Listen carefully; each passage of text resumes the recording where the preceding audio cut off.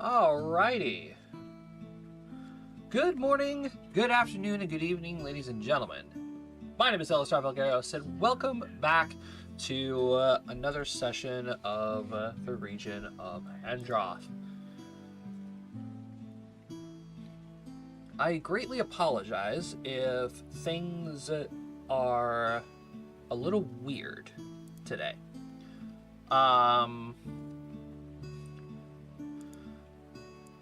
And by weird, I mostly mean if things sound a little bit off, or if things look a little bit weird.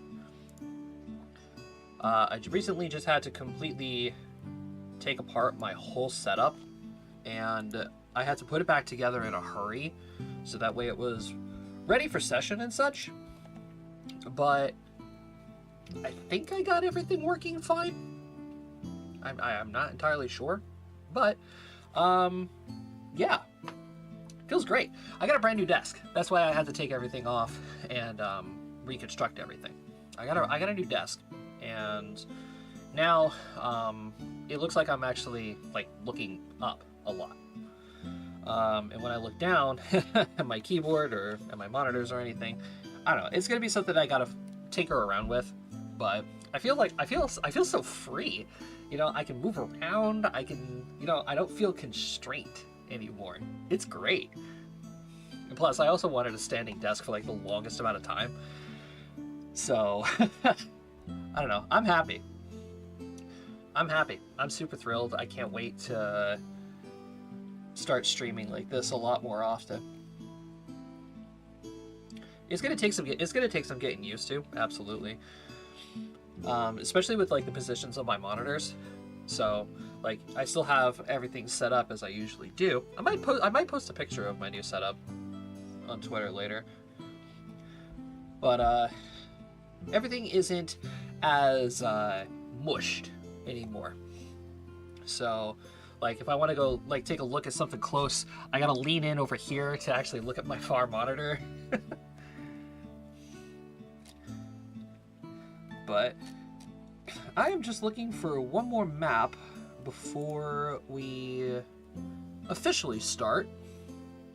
Unfortunately, KP will not be joining us today. She is falling ill, so that is unfortunate. But we got dragons to talk to today. That is, if the party doesn't miraculously run into some bullshit trouble again. But then again, M&Ms are infamous for running into some trouble. Considering that they found like the edge of a scorched battlefield on their way here. Alright, let's go into chat and let's go see what everybody's up to at least. I asked that one. Quite literally. Have you played a lot of it yet, Jacob, or no? On PlayStation. Have you finished the main? I think I'm like right at the end. Yeah, I'm nearing it. I will say my favorite weapon type is to be two-handed, like any weapon, because it's just like I like the weight.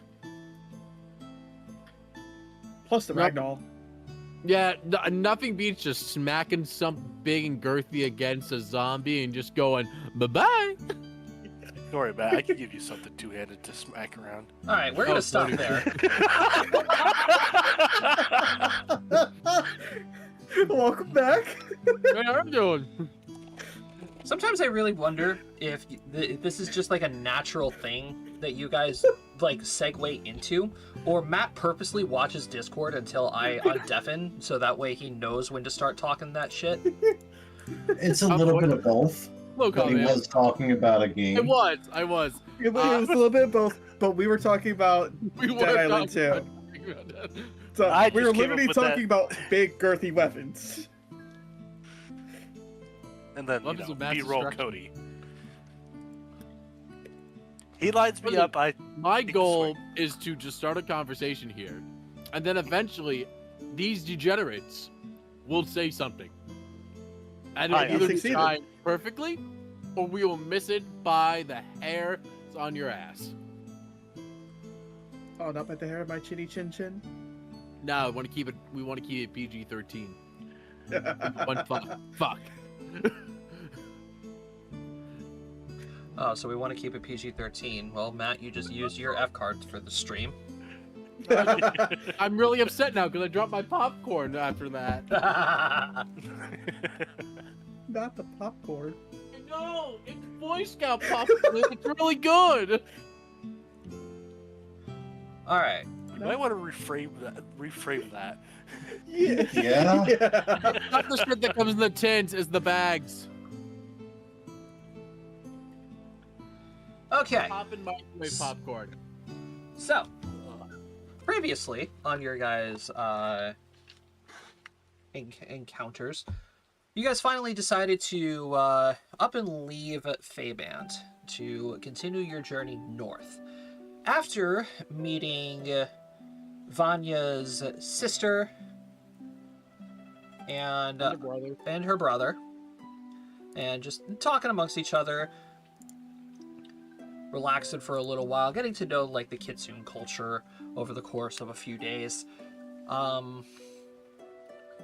you guys discovered that there was a clue for Calvin's little scavenger hunt hidden amongst the board of wishes that people come to the shrines, pray to the spirits of the gods of that shrine, and leave little wooden talismans on these boards to make wishes in hopes for wealth, fame, or just overall like a good year.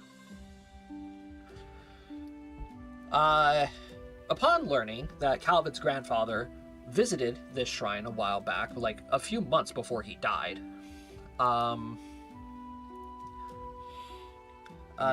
my guy was in hospice and did this. Tsukiko was very kind to let Calvin look through these talismans and found your third clue, which turns out to be a manticore tail, because I remember Calvin was able to figure that out.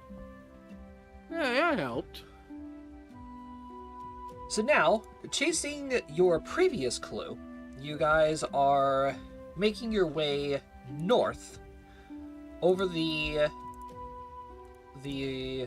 passage of the ocean, through Killhaven, and making your way through the forests and making a path directly to Sandvault, in hopes that you guys are going to be able to speak to the dragons that reside within the Kambane Mountains. Upon making landfall, the party actually ran into what appears to be a small battlefield. Over the remnants of a fight, what appears to be a red dragon, scorching the forests surrounding the path, and you all decided to just skedaddle out of there before it decides to make a return. Can you blame us? We can barely fight kobolds. Correct. Correct. You can barely fight kobolds, let alone dragons. So now, you guys are making your way up the path. You got 1, 2, 3, 4. You guys have about 5 days of travel in order to get to Sandvault. So, I will, of course, give you guys the choice of either rolling 5 individual checks, or combining all of them into one check and paying the consequences of that. What are we thinking here, folks? Are we feeling ballsy? I mean, I'm feeling Just to the ballsy. individual. Yeah. All right, I heard. Plus, I haven't. Individuals. Plus, I Partial to haven't the been here individual. last week fully, so I need to make up some chaos somehow. So you're gonna try and make some chaos with individual rolls? Yep. Alrighty. Yeah. Unless if they trust me with the all one roll. No. No. Oh, come on, what's the worst that could happen? You could be like me and advance the world plot. You could roll single digits and then actually fight a dragon. What, like this? Yeah. Damn it! Or like this. Damn it. Knowing my luck, it'll be me. You motherfuckers, you still out. Oh boy. It progressively got better. It did. It did get progressively better, but Josh is saying, no, we're not doing this. No, calm your horses. Oh boy. Okay. See, I gotta make up for something from last week after me being sick. Do you though? Hell yeah. I beg to differ. He asked for chaos and brought the chaos. Literally.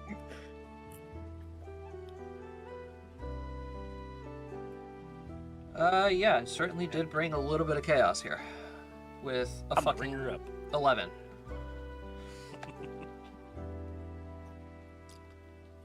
God, I love it though. Alright.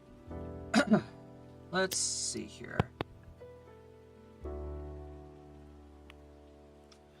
Well, we should get the road encounters for some of these here.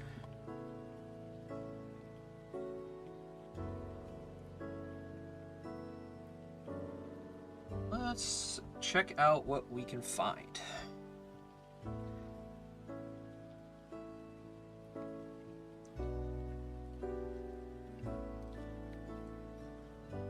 Well, I guess I'll just roll my crafting rolls while we're here. Yeah. In fact, why don't you guys go ahead and make any of your progressional rolls that you need to make, and all your crafting rolls. Go ahead and make the 5 days worth. Oh, I need one more. 1, 2, 3, 4, 5. Hey, that's a pretty good. Hey, there you go. Yep, those are pretty good. 3, 6, 9. That is 15. And then where are you in terms of your? I'm at 40. We're now at 55. If that's 15. 55. Okay, Yeah. yeah, you're gonna be caught at 50 now, because unfortunately that 16 is not gonna make it.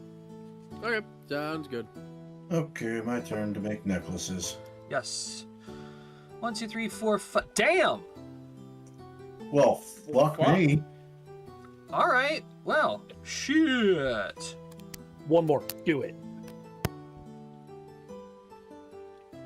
Ooh, Damn. that was close. So fucking That was close. close. Mm-hmm. That was very close. Okay.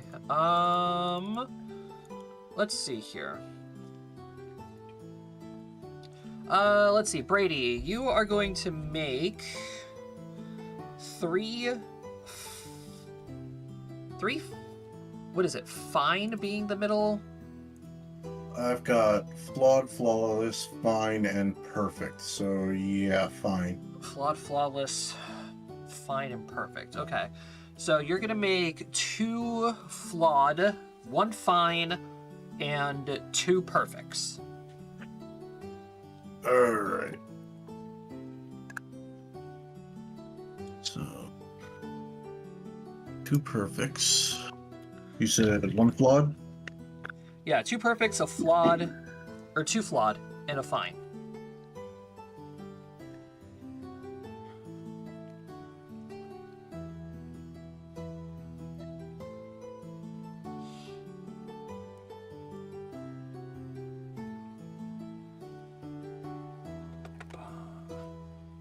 Alrighty.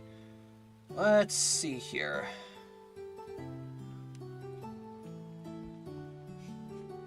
Alright, as you guys are going to be making your way down the path, about the second day of your travels, you guys are going to come across what appears to be a group of people, about 3 individuals, humanoids, and one of them appears to be injured. He's got his arm slung over his buddy, and he's limping along the way.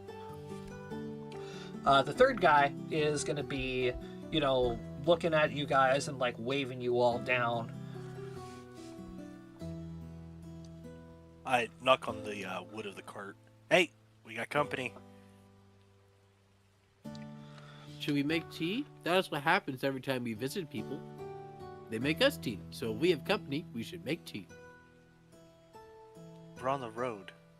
It's a little different. Yeah, a little different. Also, Oppen has equipment. one of them looks like they're injured. Oh, Sequoia will help. All right, so you guys pull the cart up to these guys. The one runs up to the side next to Astrosis, and he says, "Excuse me, travelers, do you all happen to have some kind of medicine with you all?" Sequoia's just gonna pop out after hearing that. Hello, I'm Sequoia. I am what you would consider doctor? Doctor? Wonderful. Not doctor. Arborist? Herbalist. Okay. I'm gonna go with herbalist. Oh, Sequoia is herbalist. wonderful. Would you be so kind as to help my friend here? Okay. Sequoia's gonna get out of the car to go look at the guy who's hurt. Yeah. So, the one who's carrying this guy is gonna go ahead and set him down gently, and you notice that. As this guy sits down, you get a closer look at him. You notice that he has like a full-blown compound fracture on his lower Sequoia, leg. we'll set the bone. This is probably a really bad idea to let her do that. I take an auto 20 on heal checks, Josh. Oh, you do? Yeah. Just an auto 20? Okay. What is it? It's the I don't know if it's auto 20. That's not it. Whenever you take 20 on a heal check to treat deadly wounds. Oh, my bad. That is take. My bad. I misread that. Yes, take 20. Whatever. My modifier's 15. Yeah, so you could go ahead and make a heal check if you want.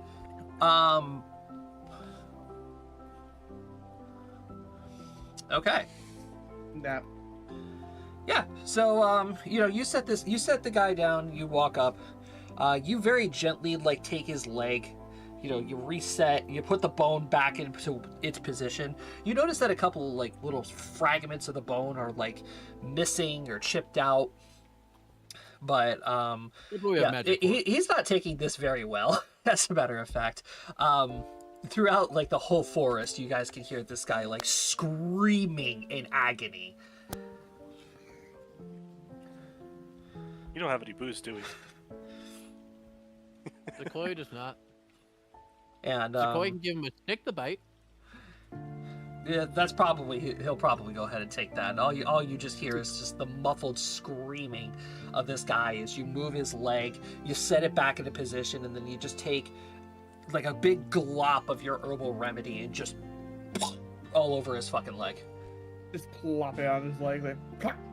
Mere. That's right. Quite literally, the definition of just rub some dirt in it. Yeah, for real. Hey, his buddies are just looking at you like, what the fuck? First we gotta clean it, then we gotta stabilize it. So yeah, once your herbal remedies finally start kicking in, the wound will heal. But obviously it's a compound fracture. It's not going to heal fully. Oh yeah. Like that's gonna be like that's full blown Constitution damage or Dexterity damage. Sequoia's very much just gonna be like, Sequoia has set bone and put it back in its proper places at its fixed wound, but the bone has not fully fixed itself. The branch is still snapped, and unlike branches, these will theoretically grow back together, but you must keep weight off of your branch. So you should try. She's gonna like be wrapping it, like make like a splint, basically. I can't make a cast in the wild. No. Splinted. You want to be keeping weight off of your root here, and then make sure that your root is elevated at all times. Ace, friend Ace. Yeah. Are you able to make me 2 large walking sticks to go underneath this gentleman's armpits? What do you think I am? A person who makes things? I make jewelry. Okay. I mean, you can go ahead and try and make a survival check to just like make crude crutches out of like a stick nearby. I take 2 of my spears and hand them to him. No! We're just slap those down. Oh, we can't just have them, have peg legs. Sequoia will find sticks. Well, no, here's the best part. They're not, like, super long because they're meant for small creatures. The spear is the problem part here, Cody. What are you talking about? You just break the spear head off. Do you want to give up 2 of your spears? Why not? I got, like, 20 of them from the kobolds. Are they the right length, Josh? They are medium creatures. They are also, though, here's the thing about it, though. They're makeshift spears, if I remember correctly. Correct. They're crudely made. Like, you are better off just looking for a stick in the wild. Sequoia's looking for sticks. Okay. It takes a little while, unless if somebody wants to help Sequoia. Someone help I'll Sequoia. help. Yeah. I'll give her a hand as well. Okay. It's honestly, it's just not the biggest position. Just help me look for a stick. God. Oh my gosh! Let the bird help you find a God stick. damn it! You're all useless. The bird has to help you find a stick. It's like, To be fair, it's like. I mean, to be fair, it is kind of what you do.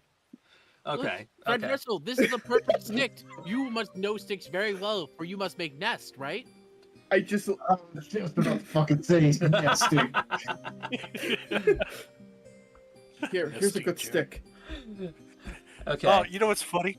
I'm a rat. I make nests too. All right. So yeah, you guys do after a short while looking through the nearby forest, you guys do manage to find like a tall enough stick to where it'll work as like a fair walking stick for him to put weight on. Cutting it at the base just so that way it doesn't wear out completely or it doesn't topple him over. But you guys do manage to find like a good walking stick for this gentleman. Here's a cool stick I found. And his friends are obviously grateful for you guys helping them out, and they're going to reward Sequoia with 10 gold pieces. Does your stick look like a gun? Sequoia's gonna look really confused again. Why give me these metallic things for just doing what should have been done?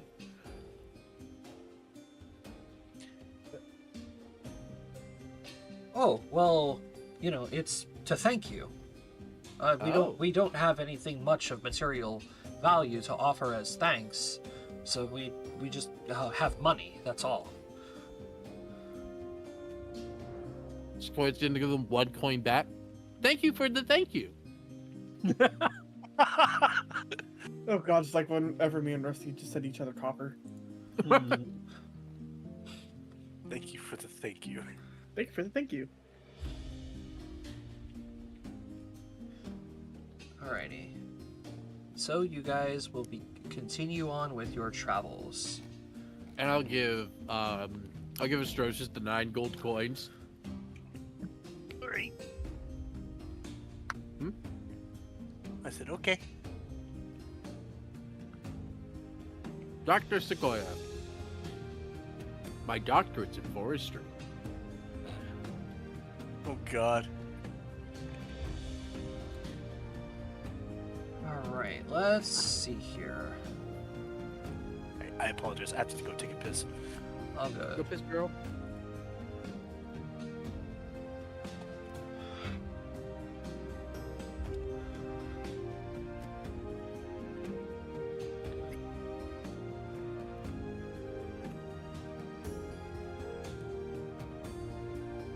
Alrighty, let's see here.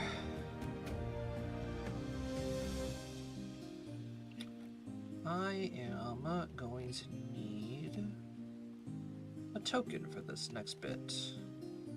Oh boy.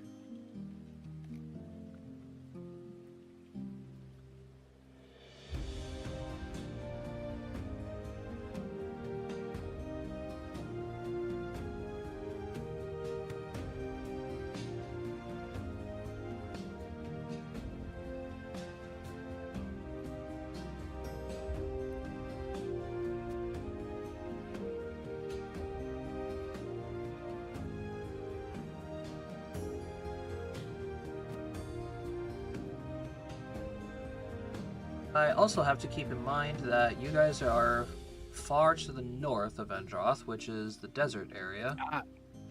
Mm-hmm. Yeah, it's hot. I'm gonna sprout my palm leaves soon. Here, I was thinking that I needed like a fur coat kind of guard here, but nah, he's got to look a little bit more rough and desert-like.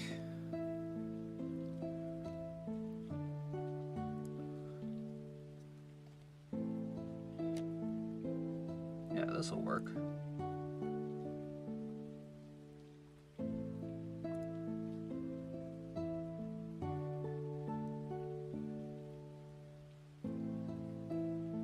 We'll take that one, and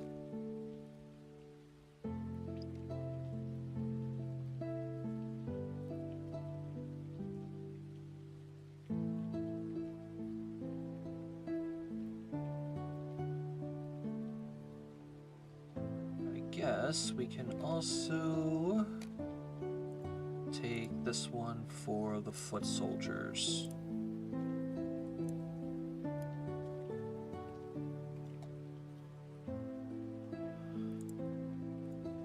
Okay, let's head on over to the path.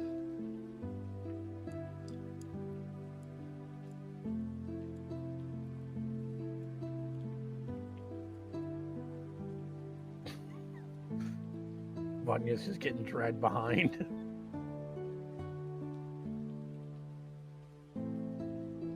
All right, so as you all are, I would say you guys are definitely like approaching Sandfall at this point. You're getting close to the city.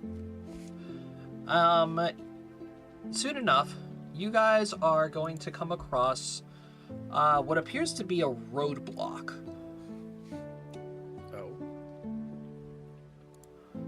So you guys are going to see like a group of soldiers. Okay, we're not talking random tree in the woods. No. Been there, done that, talked to a raccoon. Yeah. Raccoon flicked me off. To be fair, raccoons hate birds. Very true. Alright, so eventually you guys are going to come across a small group of soldiers in the middle of the road. You know, they're just talking amongst each other until they finally turn and they see the cart rolling on up. This one is going to step forward, you know, hold out his hand and call out to you all and say, "Halt!"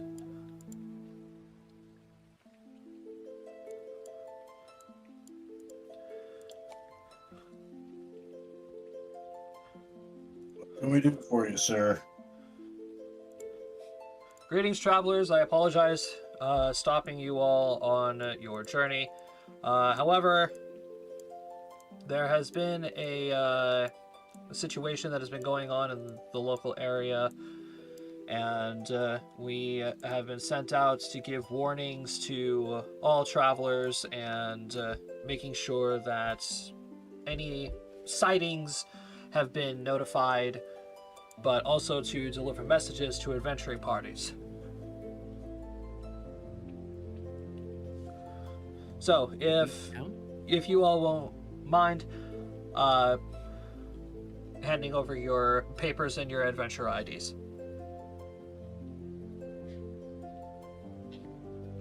Okay. So can you hand these people my dead cousin flesh?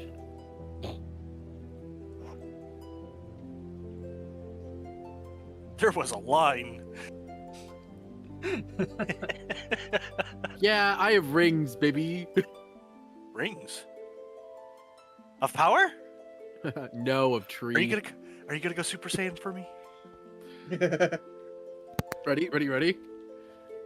Oak, pine, tap, root.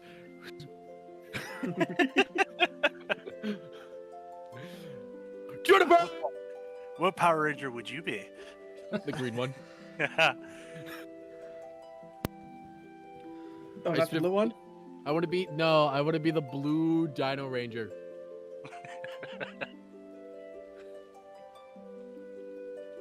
Whatever one's clinically insane, give me that one.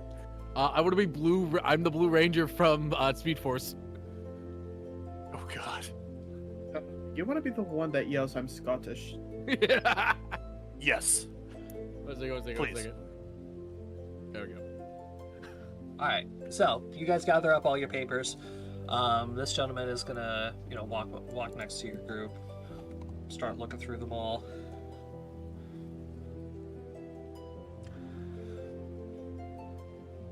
Traveling adventuring party alongside merchants. Yes. In a sense. We are both the merchants and the venturing party. And according to what I've been told, some of us are women. Yes, you're one of those, Sequoia. I am a tree. You have chesticles. You watch as they just deflate.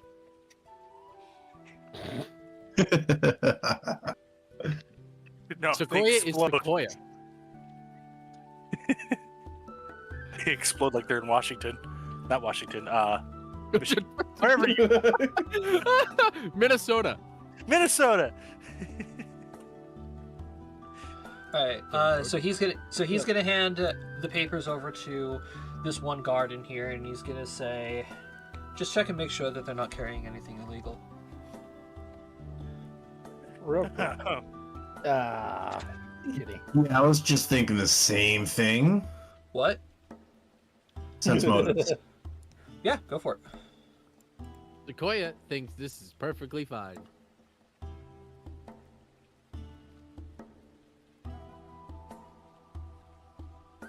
All right. Put my 2 cents in here. Okay, so Vanya, Ace, you all fail, but Russell, the pirate. But Russell, We've been through this before. you can definitely tell that these guys are being sincere. So the guards are going to come around the back of the cart. They'll just like carefully open up the packet, the drapes on the side. They'll look at the list. I give a wave. They'll look at the list and they'll just call out a couple of items. Just be like, can you all show me these barrels of cheese that you have? 5 pounds of cheese here. 5 pounds. I just looked out. 5 pounds. Right, very well. I do want to say, Josh, that I never marked down the little chest that we have, Obviously. and it's hidden inside a locked chest. What is the DC to spot that by any chance? It's inside a locked chest, so there is no DC to actually spot it. Yeah, but it is hidden. Usually... Okay, never mind. They're not going to see it anyway. So yeah, they'll be like, all right, show me the cheese. Show me the pelts that you guys have. Okay. Everything looks clear. Do they search the individuals too? No. Okay. No, they'll just look at you all, be like, all right, 7 passengers, cheese. They're fine.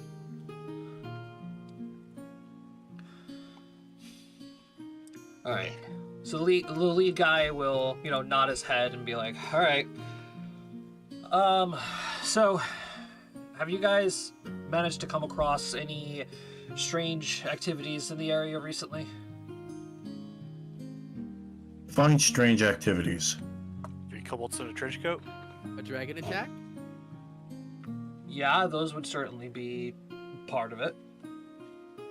Ooh, a guy with a broken leg.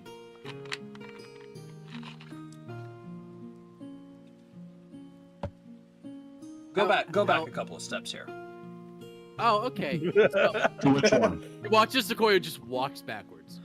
Go back a couple. Sequoia, don't fall out of the cart. Sequoia No. falls out of the cart.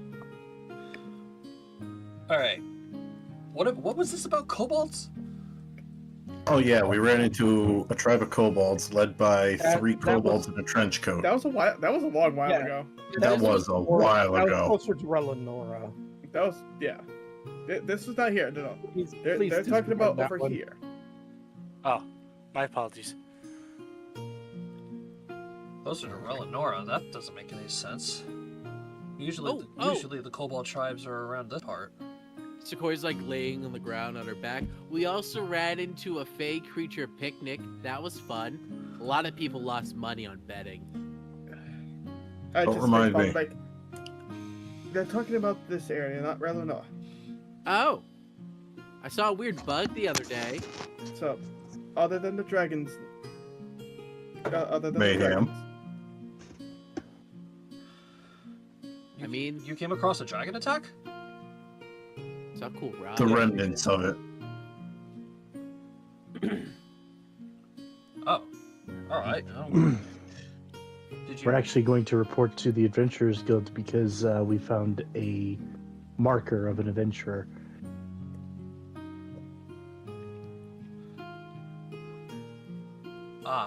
No survivors then, I assume.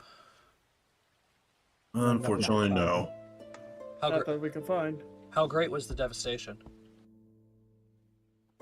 We put out the fires, thankfully, so not too much destruction. There's a nice sizable clearing in the woods to the south. Southwest. It's not hot to miss. Very well. All right. Well, we can't do anything about the identifications that you have found out here. So, I would suggest yes, making your way to the Adventurers Guild as soon as you get into the city. One more thing that I do have to issue out to you all. And he's gonna protrude a scroll and hand it to Ace. I am going to look at this scroll.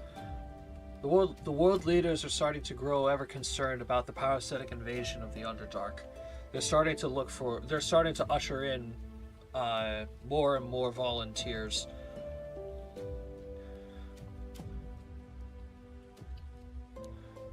So, Okay, so information we already knew. this is actually more of a recruitment flyer. This is We're gonna draft it, bitch. It's not. Yeah, it's not that they- you guys. It's not that you guys are getting drafted to go down there. Yeah. It is. It's basically addressing the situation of, hey, shit is getting real bad down here. All right, there might be a chance that we have to call upon, lower ranked adventurers, but if there's enough volunteers, we won't have to worry about that. And there is a small notice at the bottom. Bonus Service guaranteed citizenship. bonus 5,000 gold signing bonus for volunteers. Oh. Oh. Oh. Oh. It doesn't take much for us to be like, yes. I mean, So I heard money. but do we not need to continue our goose chase across the continents, hunting down these items? Yeah, we do. We now need to go find a manticore. Pardon me, Mr. Guard. Koi's still like back on the ground, legs in the air. Do you know where we can find a manticore? Why you just casually ask that? I say as I get out of the cart to go pick up Sequoia, even though I'm smaller than her. I mean, she's just been laying there because the ground's comfortable to her. And we're not moving. One of the guards just looks at you guys weird and says, Yeah. Manticores reside up in the desert. Cool.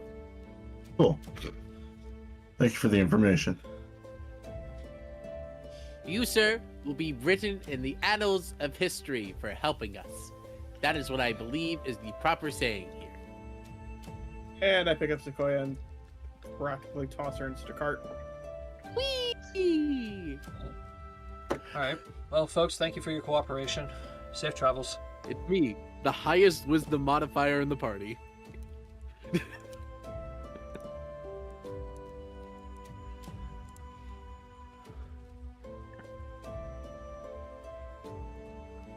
Alright.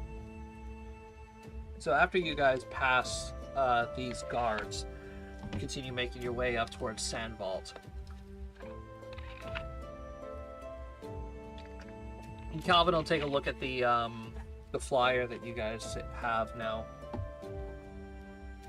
And they're offering a lot of money for people to come in and help out with this. To be fair, what we've told the dwarves and what we've told the king of the Elven Kingdom, they have right to be worried. Yeah, but you would think with the deployment of the Iron Army, things would have slowed down a little bit. We in truth do not know how that deployment went, or if they went further on, or even halted the deployment of it because of what we said. Remember, I did send out that letter. Yeah.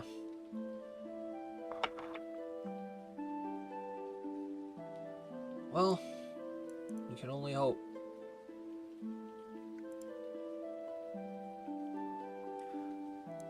Alright, and so, eventually, you guys will start passing through a part of the forest where, on the left-hand side, it really starts to open up to where you guys are now able to see the Great Lake that resides on the western part of the continent.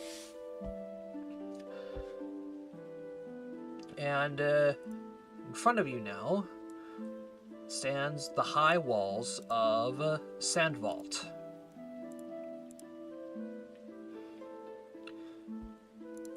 So, Sand Vault, the border kingdom between the harsh environment of the northern desert of the region of Endroth and the southern life-filled forests,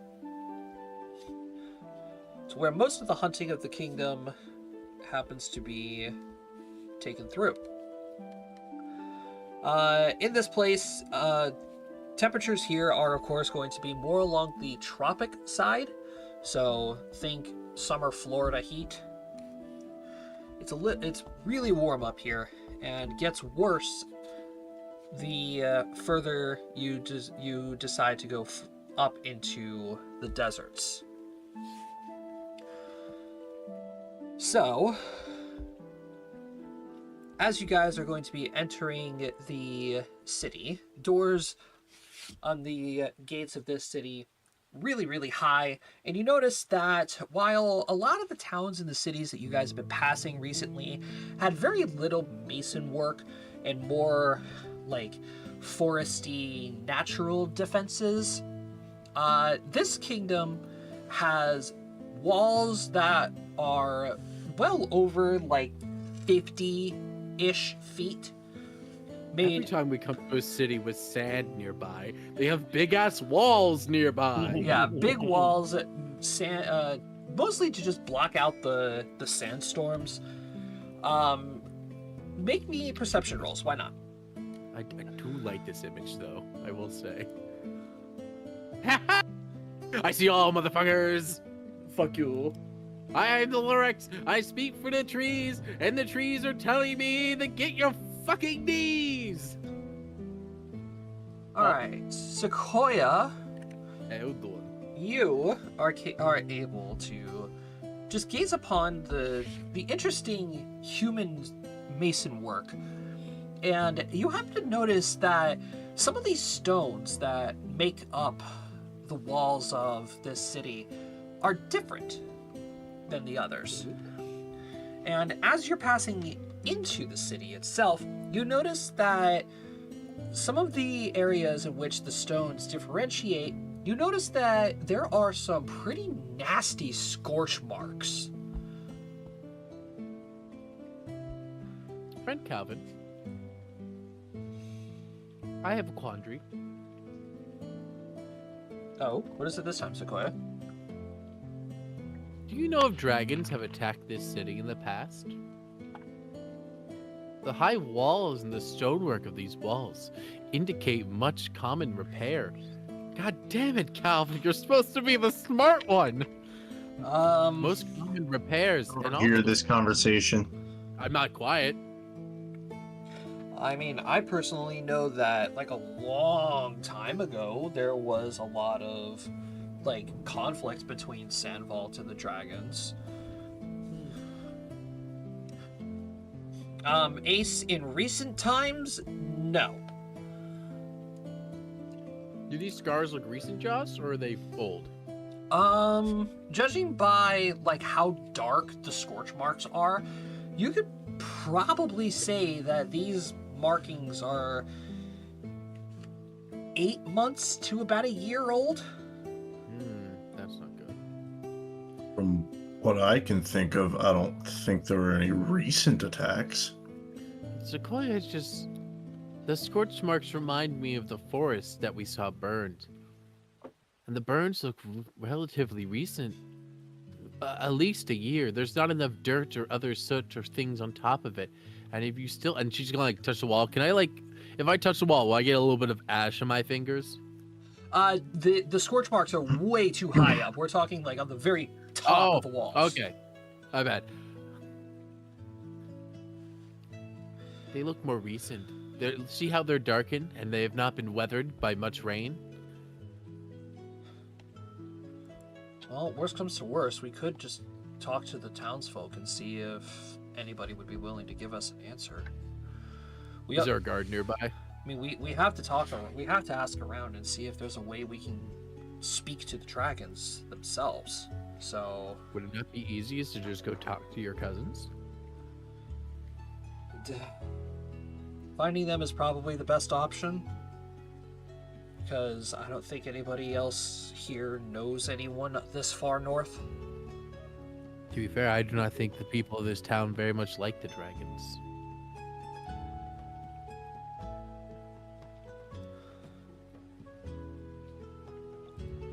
Alright. So, Calvin is going to go attempt to look for his cousins and his uncles. What is everybody else doing? Sequoia wants to keep examining the town. She's now intrigued by this all. Alright. I'm putting Flora in charge of room and board. Fair enough.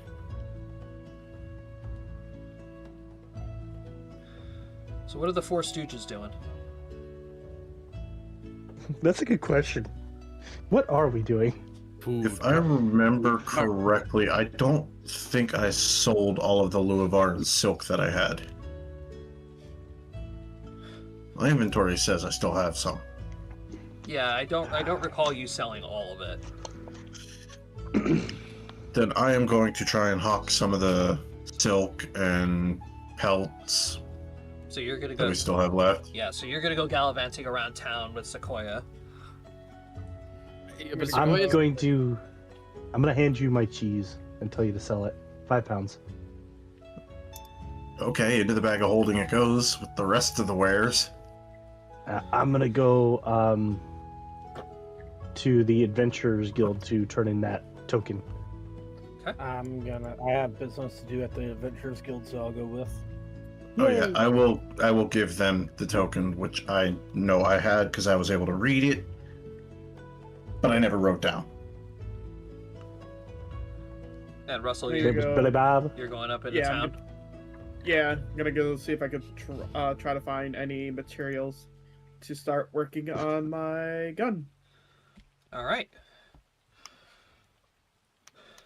Let's see here. Let's do townsfolk first. Ace, if you want to go ahead and give me your profession merchant. Okay, 25, not bad, not bad. Do you recall how much you sold the Luovaran silk for? It was undervalue. I was swindled on that.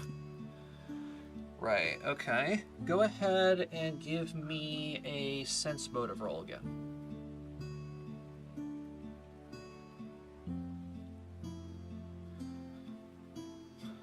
Okay. How much of the silk do you have? I have 4 still. You have 4? Okay. So you are going to be able to go ahead and make 40 gold off of it. Right.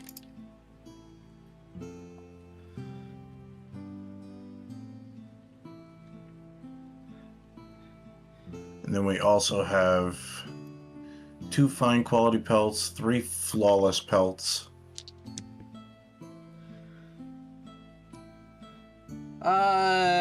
Let's see.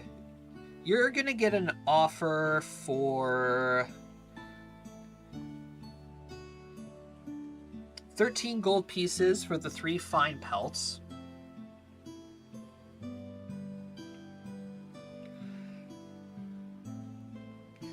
And unfortunately, the others they're not interested in. So 13 total for the fines, or Yes. each? 13 Okay. total.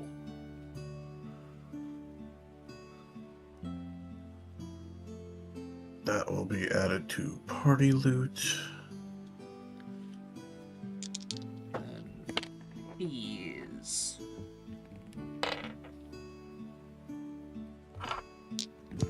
Cheese sells for 2 silver a pop. Damn. Damn. Ace is not very good at selling cheese. Apparently not. He goes to 4 different vendors and nobody wants any of the cheese. It's not in my wheelhouse. Food's generally harder to sell because if you're buying from an unknown source.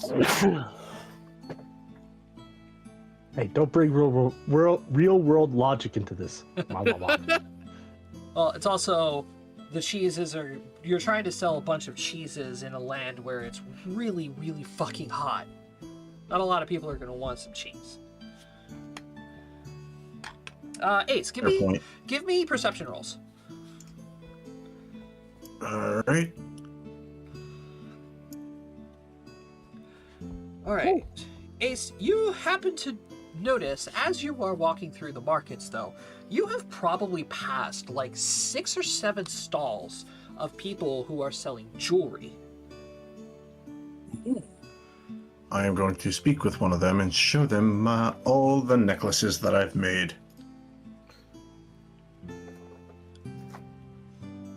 These are your wares, these are my wares.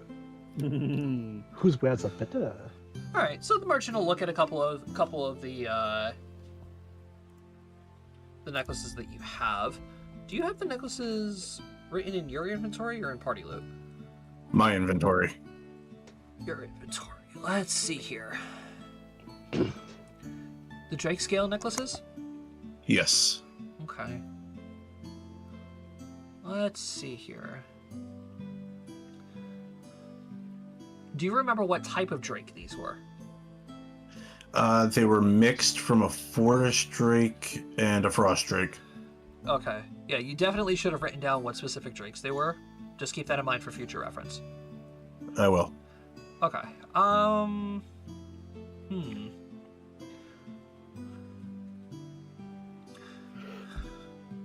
me make a couple rolls here. And pull out my percentile dice.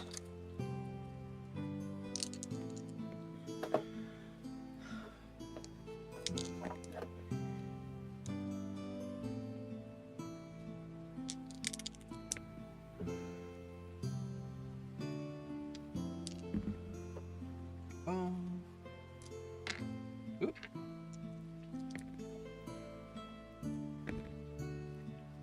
Okay.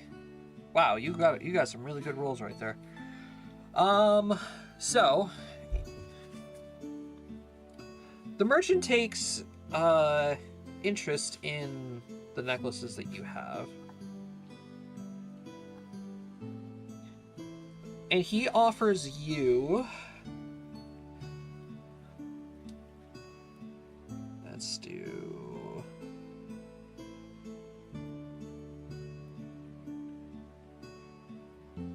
He offers you 434 gold pieces for all of your fine necklaces.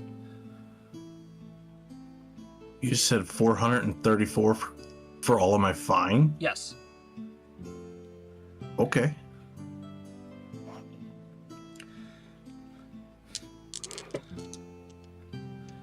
Then you have 3 perfects.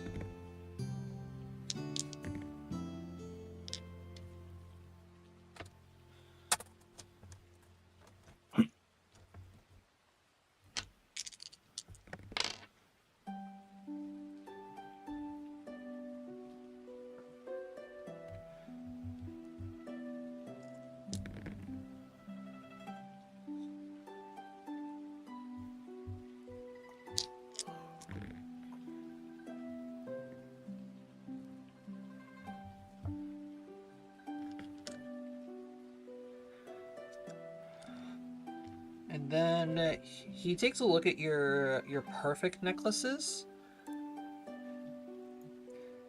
And he asks, would you be willing to take 575 gold for these?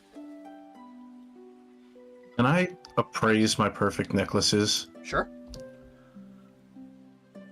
Oof. Well, considering that 6 fine necklaces were able to get you 470 plus gold, something doesn't sound right with the way that he's appraising these perfect necklaces. I'm just gonna look at him. Is that really the best you can do? Look around here. Look around, traveler. You're gonna see jewelers jewelers stacking above other jewelers. Competition is very, very tough out here. You want to make coin on jewelry, you got to know how to make money off of them.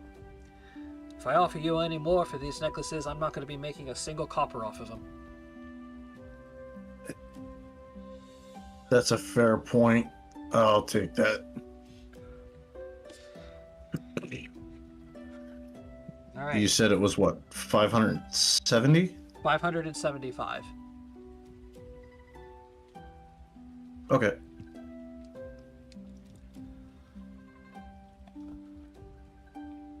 That was me, Spooth, talking the player. You got scammed. Yes, I'm aware. You got scammed. You guys. I'm aware.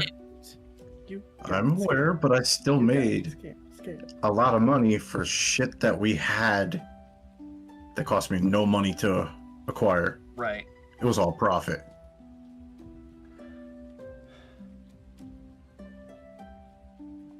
All right. Anything else you want to try selling?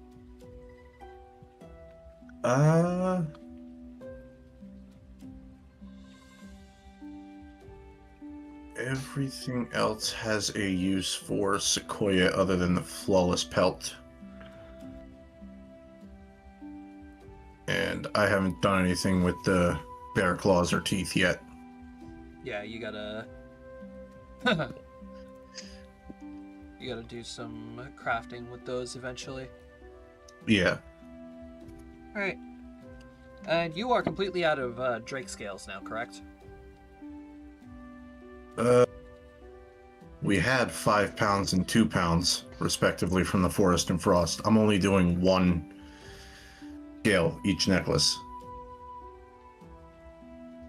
Alright. What? Well, Drake scales do... What else are you making? Yeah, Drake scales do cost they do weigh a lot.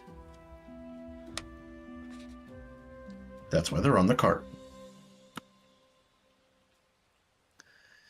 But yeah, I get it. Those are some heavy ass necklaces. Yeah.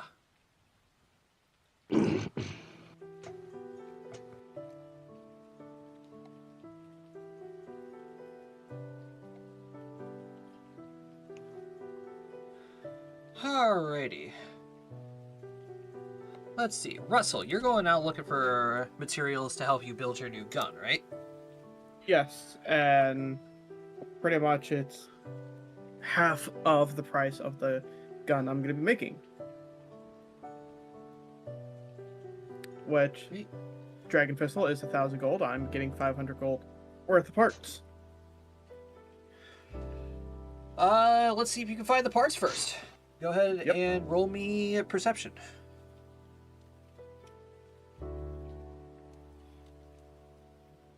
I ain't see shit. Nope. Yeah, unfortunately, not for the thing you're trying to make. Like you see a whole lot of like other parts and stuff that you can find. You know, metal cylinders for the barrel and some wood that might work fine for the handle, but nothing small enough to where you can craft it into like a firing mechanism.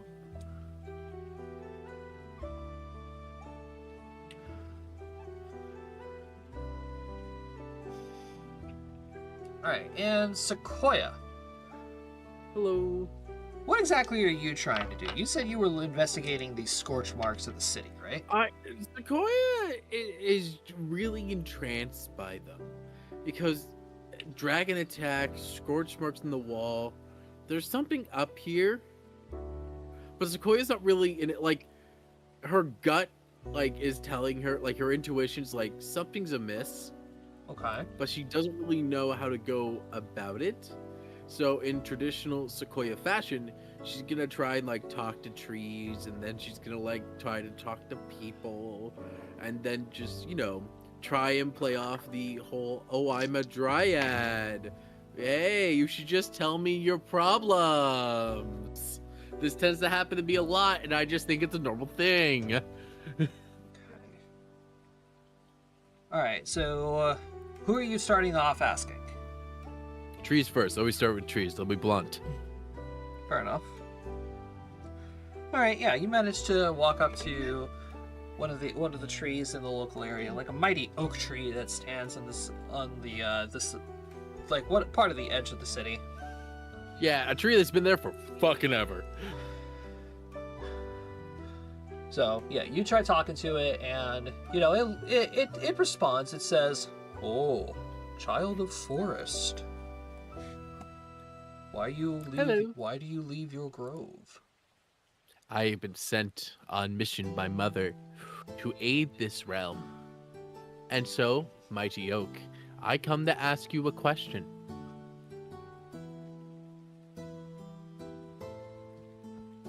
Alright, speak, child. What is your question? I have noticed on my travels up to this area, there are many identifiers of dragons and things attacking your home and the routes and the forest around it.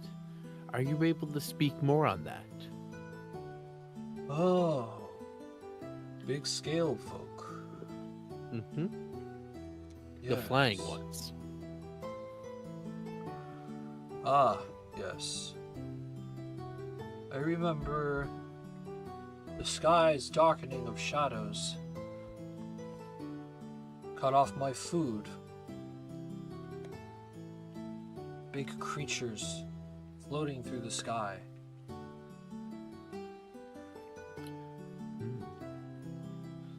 Do you know perchance how many moons ago this was? I do not count, for there are too many moons and too many suns that have passed. That is fair. I appreciate your wisdom, mighty oak.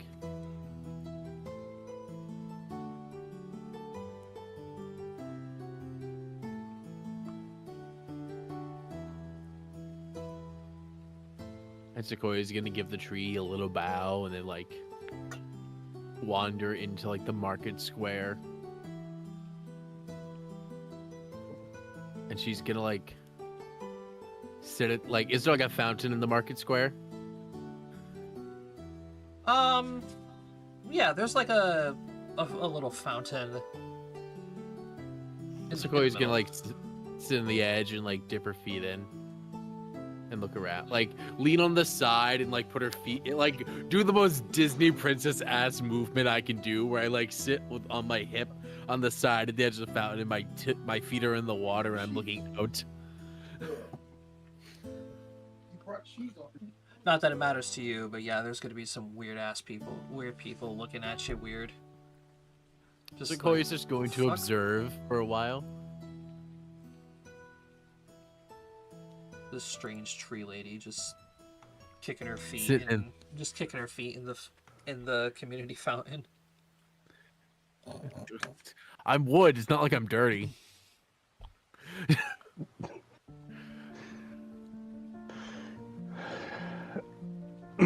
She's then gonna get up from there and like wander around a little bit and like wander up to a merchant and like look at like and just look around their booth before like looking at the merchant. Oh, hello there, young lady. Hello. Matt, I just have to make a real quick observation here. Yeah. If I take a stick and shove it in dog shit, is the stick dirty? No, the dog shit's dirty.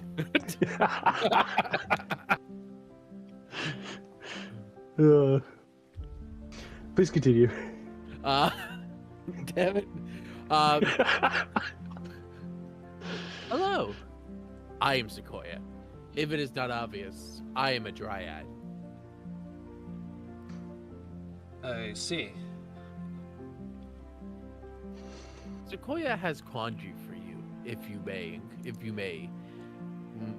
I have lost a word. Sequoia has quandary for you. If you would please listen. Alright. What is it? I've noticed on my travels up this way that there's many signs of dragons. Scorch marks on your city and also a field just south. A couple days back, attacked by a dragon, most likely of red in hue. Do dragons frequently attack this place? Frequently attack Sandfall? You do realize their nesting grounds are right up that mountainside. I did not know this. Yeah.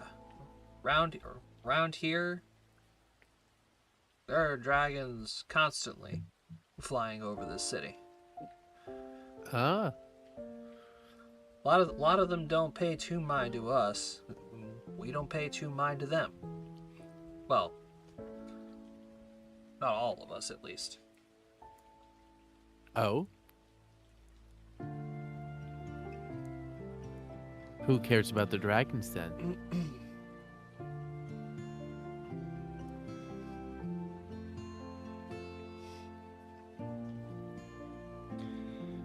Well,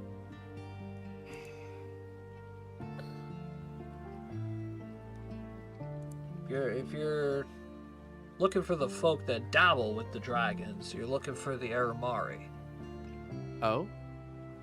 Where may I find the Aramari? There are a bunch of rich folk that happen to be residents of the manor that's right next to the library. Oh. Josh, is his name Aramani clock anything for me? Those are Calvin's family. That's what I thought. Okay. Do you know where the library is? Yeah. Make a right at the town square, go down probably about 3-4 blocks, and then make a left. Thank you. Big building. It's a coil. Big building, stained glass windows, can't miss it. Well, real quickly. I want to see anything.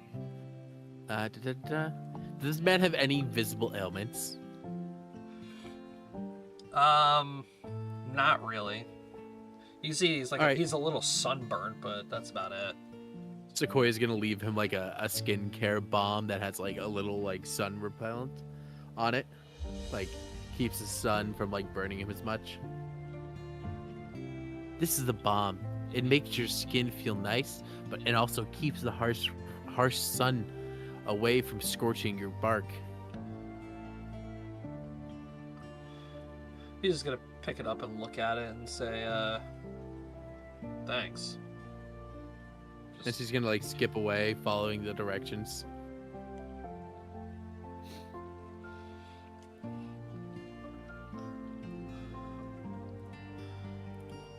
All right, Strosis and Vanya. Yep. You guys are going to make your way into the Adventurers Guild, yes?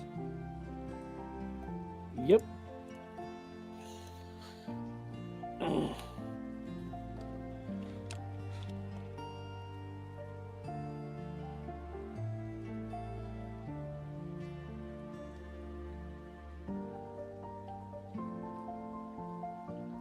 Vanya. Vanya. Mhm. What business do you have at the Adventurers Guild? There's some stuff I'm gonna fill out. Oh, paperwork? Yeah, you could say that. That sounds boring. I would offer to help, but yeah.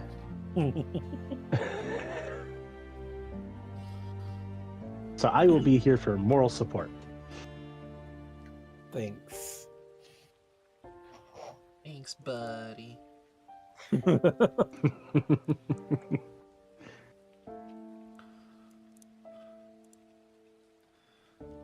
Alrighty.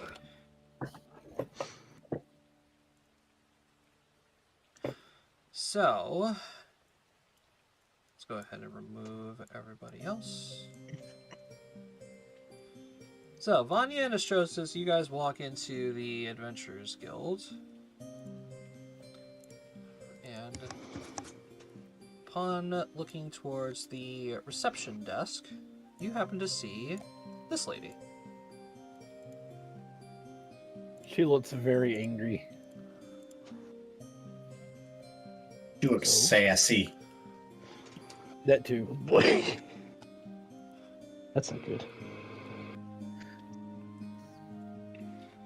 So, you're gonna see her just, like, organizing a bunch of papers, and she looks up. She just, like, gives you guys a look.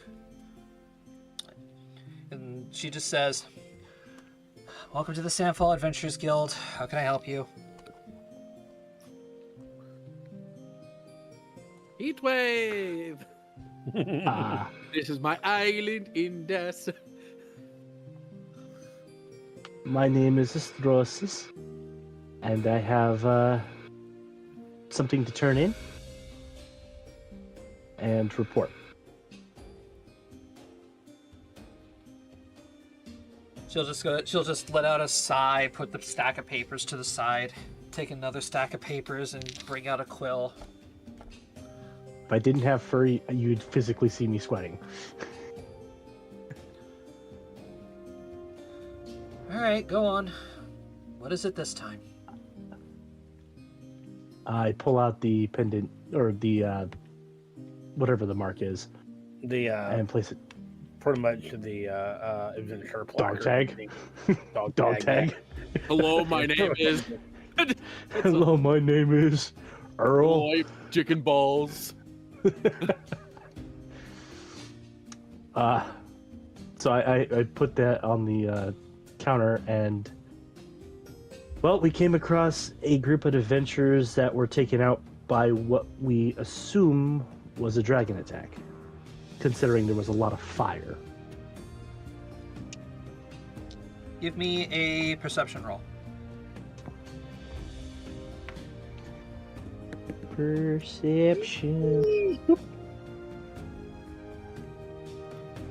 Vanya, you happen to hear this lady whisper, "Fuck, not another one." Oh boy. Were there any other bodies besides this one? Yes, there were a few, but we weren't able to obtain their identifications. They were too far gone. Understood. Alrighty. If you wouldn't mind taking this documentation here, fill out the incident report to give as much detail as you possibly can.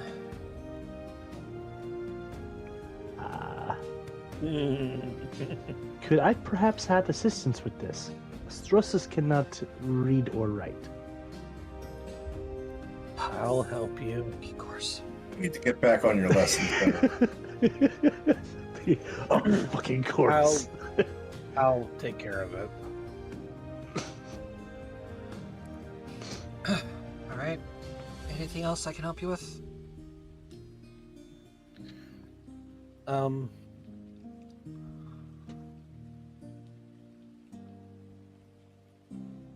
There's one more thing that I would like.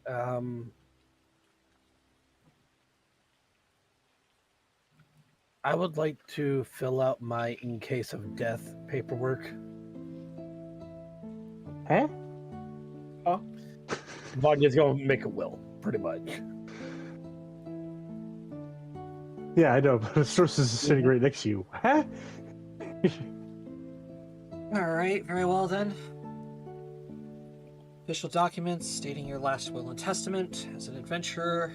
Here you are. Please fill them out and I will take a copy of them and then hand them to the legal offices.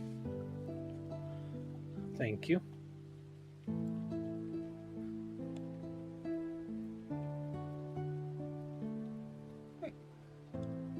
So, you guys make your way. You guys make your way over to this table over here. And yep, Vanya just begins filling out paperwork. For both her and me. Yep. I gotta make all my characters illiterate Please from now on. Please don't.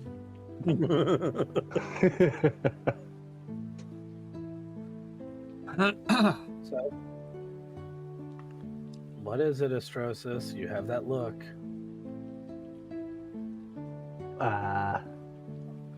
Why fill out this paperwork? Do you plan on dying? I hope not, but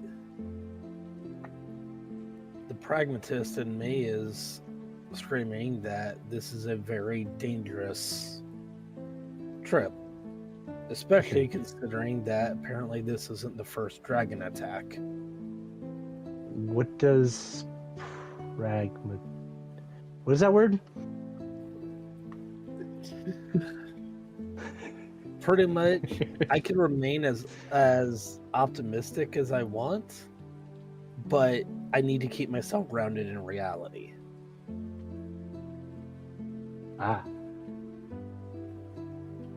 There's no guarantee that I'm going to survive this.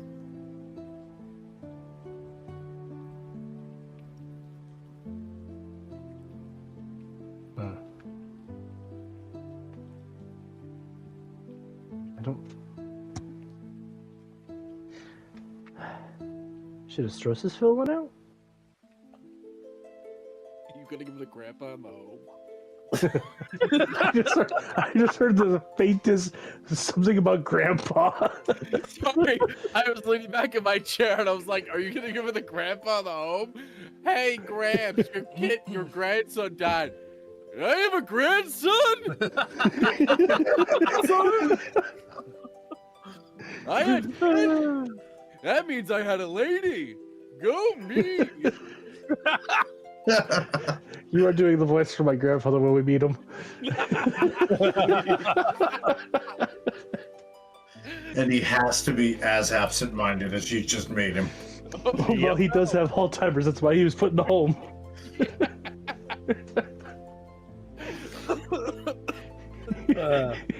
But yeah, Violet's Astrosis, like, only if you have something that you wish to leave behind to a specific person. Oh god. Or people. All I have left is Grandpa. And if I just leave him money, he'll be fine. Hopefully. He's up there in age. He's lived long life. Especially for a mouseling. Well, that's a silver lining right there. Yeah, it's kind of a good thing he's forgetting shit. Our last few memories haven't been pleasant.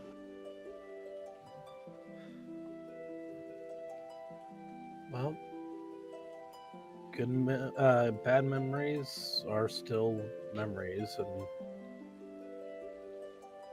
they make the good ones even better. Hold on to them.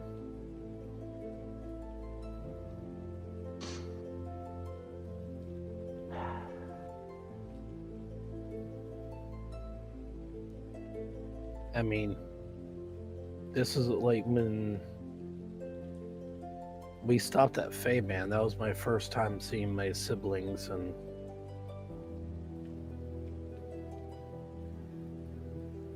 like 14 years.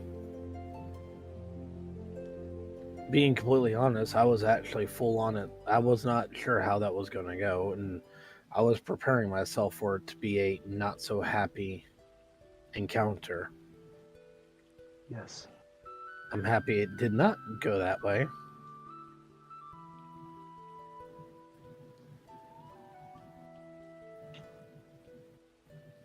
I'm happy for you too.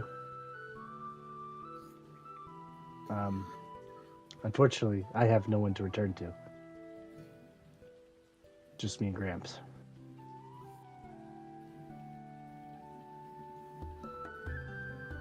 Anyways, yeah. I think someone's talking about me. Is it tapioca night? No.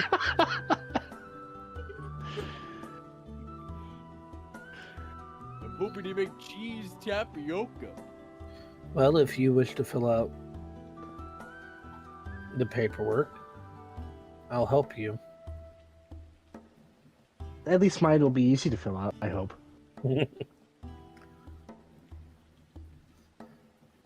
Now, what was the name of the town I dropped Grandpa off at it again? Well, you just have to look up just, oh shit. What I get myself into. I'm in Faldriff, you dig? Actually, I have no idea. I just pulled up the Underdark map. It's in the first town. Oh, he's not in the Underdark. He's on the Overworld. Oh, he's in the Overworld? God damn it, wrong map. Remember, he traveled with us for a little bit. Yeah. My nephew? I have a nephew, right? Yeah! My nephew will be back any day to get me. Don't you worry. Or my name isn't... Hey, what's my name? Oh, jeez, you're gonna make me pull up the back story. No, that was just me being a... Yeah, I so like Vanya... dementia. So Vanya does all the paperwork.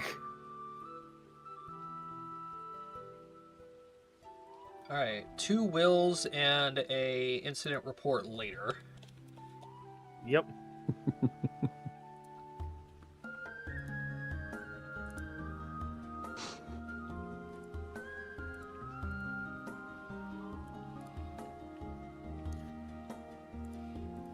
Yeah, once it's all done, we go and turn it in.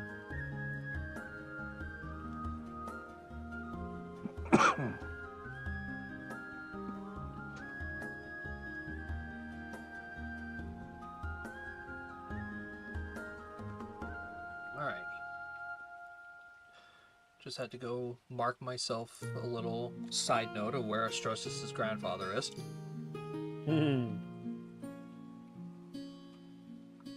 Wait, what was that? I missed that.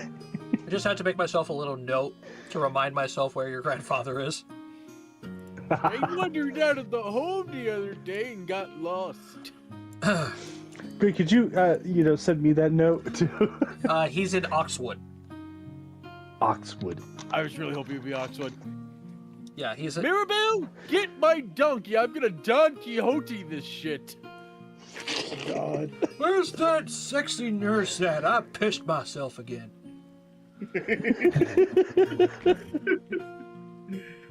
I got stuck in the rat traps again. When do I smell asparagus? Oh, No. How do you spell asparagus? Alright, so Vanya and Destrosis walk back up to the reception lady, hand over the pile full of documents. She just takes them and just plops them down on top of the rest of the paperwork that she has to do. And now we'll play Part Cheesy. It has cheese in the title, so it's good. It's good. It's good. I was waiting for someone to say that.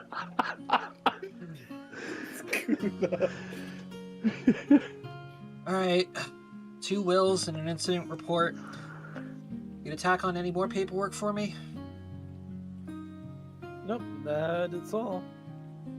For now. Well, try not to make it for the rest of the day. I don't think there's going to be any more for the rest of the day, but I don't know. We seem to come across things.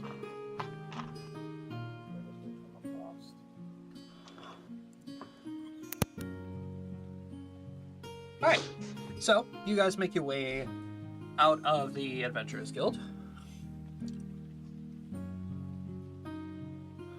What do you guys do now? To the tavern.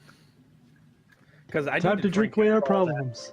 I was going to say, I need to drink after doing all that paperwork. Alright.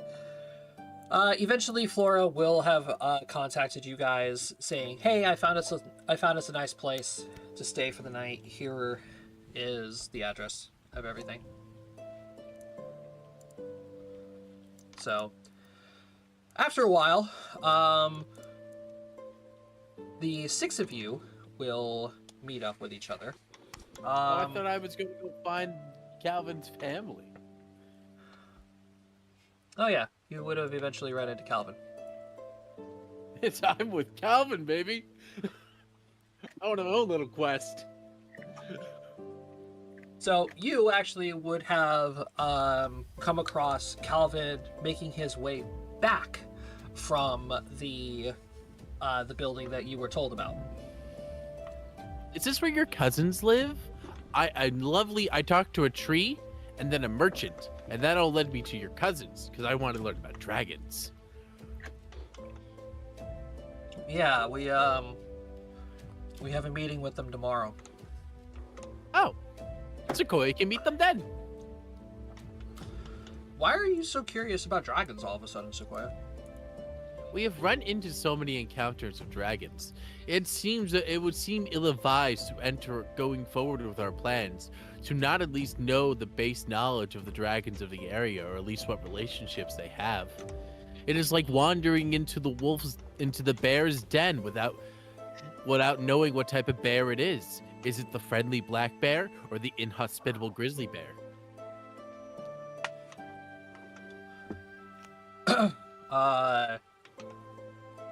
I really wouldn't count twice as often.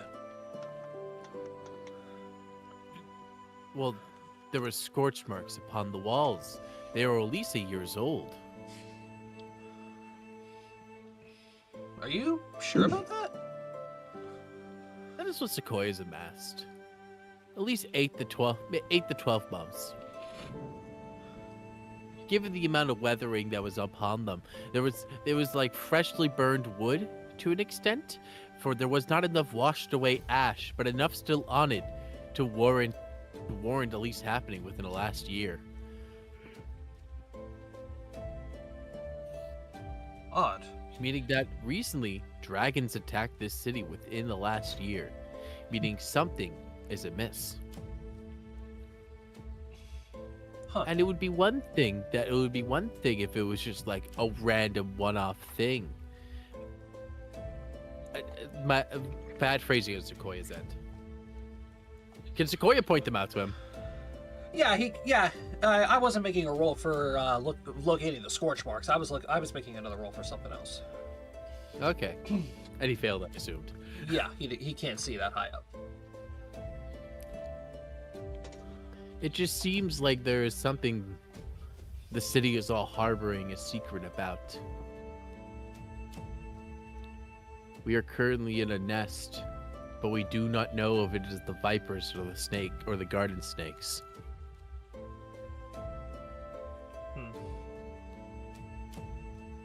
Well, hopefully everything will be cleared up tomorrow. We'll see what we can talk to my uncle about. Indeed. Were they at least more hospitable to you? They didn't immediately reject me, so that's a start. This is a step in right direction, Sequoia believes. Oh, we should also ask them how to go hunt a manticore.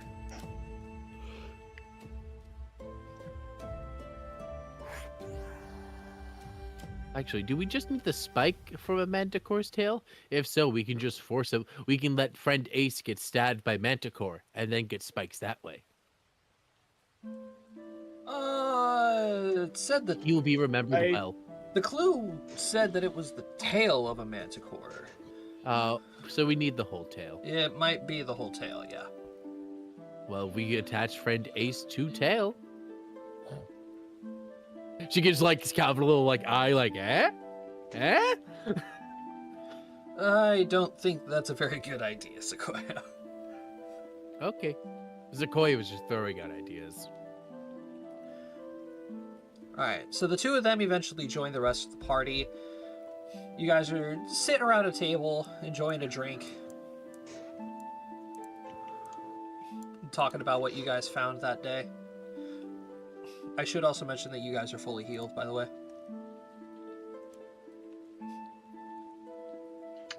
Good point. Cody, what is your health? My health? Yeah. Tell you in a moment. You have 56. 55. 55. Okay, because I can see your... Oh, I'm so dumb. I can't see your token. I can see Flora's token, who is a 23. And I thought it was yours. I was like, what? It shouldn't be a 23. The glass cannon. I hope not. I'm the tank. Yeah, for real. All right, so Calvin orders his drink and he sits down with the rest of the party.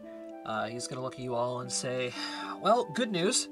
I didn't immediately have the door slammed in my face, and we have a meeting with my uncle tomorrow.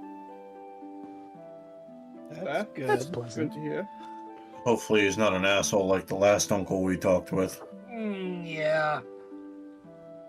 No offense, Vanya. If you'll take offense to that. You did kind of storm out. Yeah, that encounter really upset me. I never saw him like that before. It might have just been me being there. He never really liked me.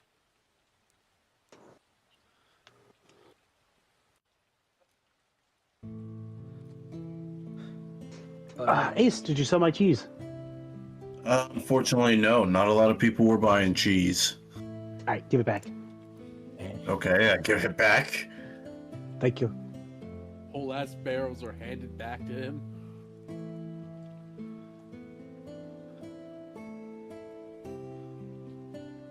Yes, it's only 5 pounds of cheese. It's not barrels. yeah, it's not a whole No, the barrels are milk. It's not a whole lot of cheese.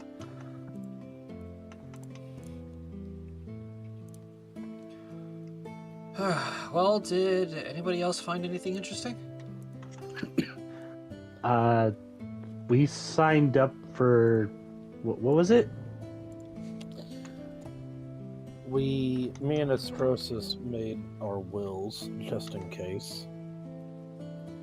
Yeah. And we wrote up the incident report.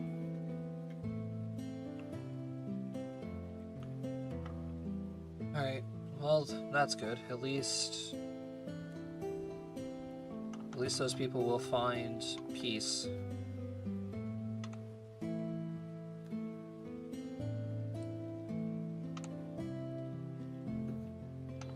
One can hope.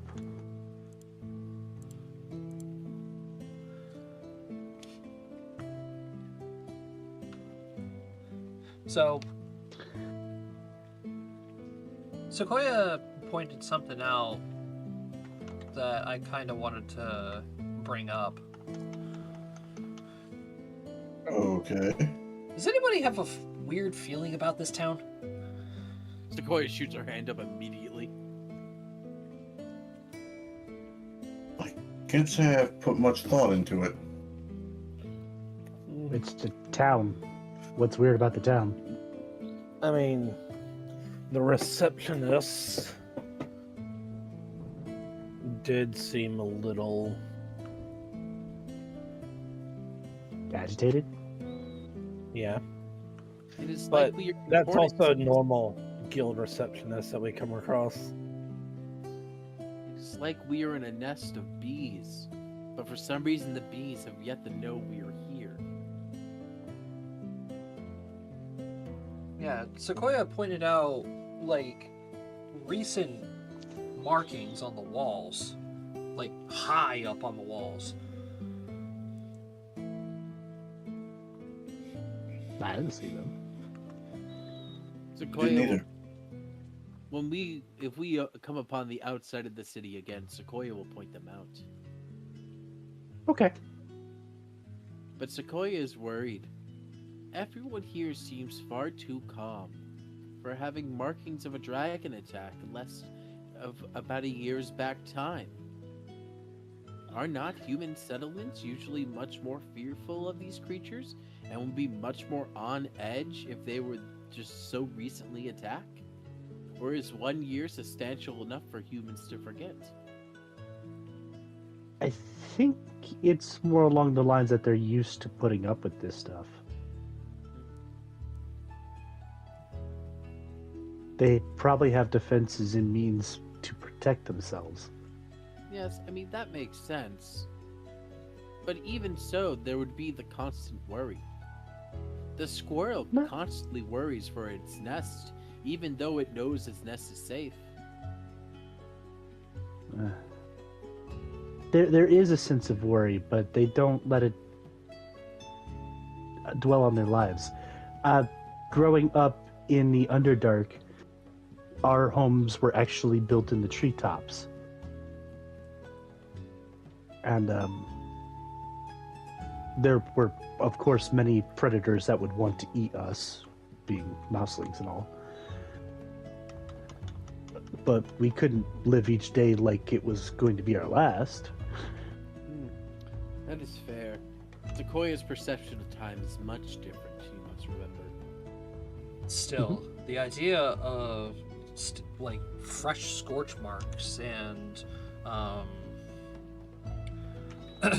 like the field that we found scorched in the forest, you would think that things would be a little bit more uptight, I would say. I mean, whenever I spoke with the guild receptionist, I overheard her whispering, saying that this is not the only dragon attack.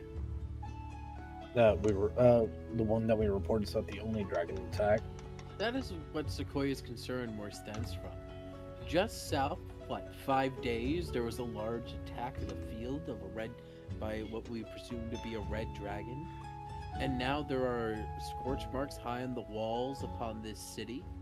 And we run into guards upon the road asking for militia. That one may not be connected, but it also seems like there should be more of a worry in this town for everything that is happening. Yet everyone is so calm. Even if they are used to it, friend Astrocious, there is some underlying base level of fear when you live in such uncertain environments that every animal has. You're saying you're not sensing it at all? No, I'm. Sequoia's not saying it's gone. Sequoia just hasn't found it. Even the children Sequoia observes. Usually children are so... depending on the child. Some are much more petulant. Petulant? Petulant? Thank you. I couldn't get the word out. Petulant. But even the most weakest of the children are not as worried. And once again, Sequoia stands by the... Maybe Sequoia's perception of time is different, and maybe Sequoia is making mountain out of molehill. But she cannot help but feel that something is amiss. It may not be the lack of fear, but there is something going on here.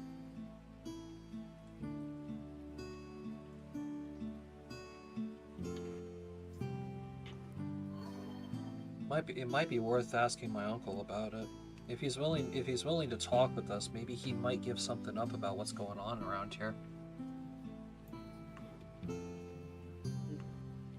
Hopefully, he treats you better than your last relative. I agree. Hopefully, this branch is healthier.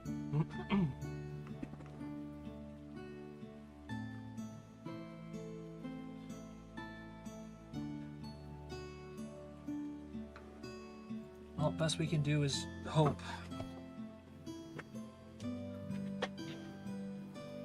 But let's go get some rest. We have a long day tomorrow. Yippee! Sequoia finds the nearest tree and sleep.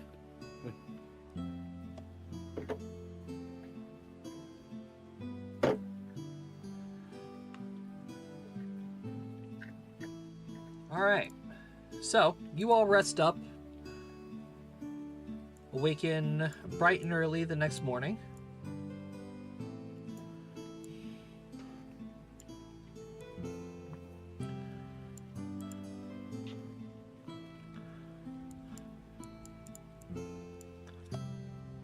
And Calvin starts leading you guys towards Aramari Manor. I'll be right back really quick.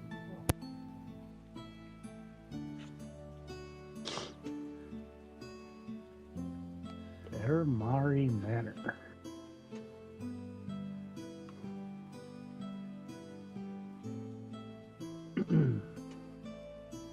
A very impressive building. Sequoia saw it just the other day. So yes, this building belonging to the Aramari branch of Calvin's family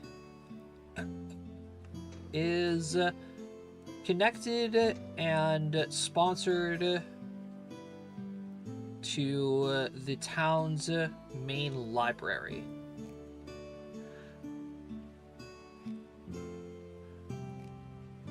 And as you guys approach the manor, like the building itself is like directly connected to the library, and this library, even the library, like comparing it to the library that was in Relenora, it is really big.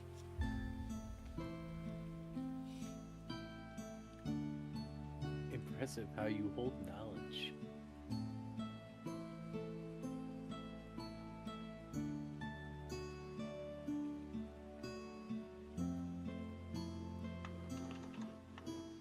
So,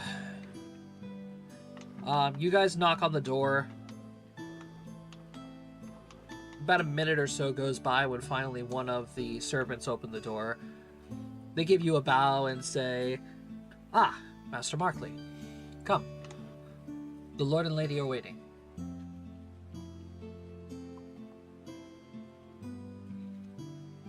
And they lead you inside. Now, as you guys are making your way through the halls of this manor, you guys definitely do notice a very strong arcane presence in this building. You guys can see many different kinds of bookshelves that line the walls. the lights themselves in this building are illuminated not by candlelight, but by crystal light. There's like decorative crystals and strange arcane objects that are held on pedestals in like viewing glasses and such, until the servant leads you all to a room. They open the door and usher you guys into a sitting room.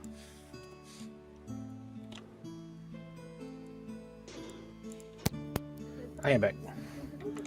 Welcome back. So they usher you guys into the sitting room where Calvin's uncle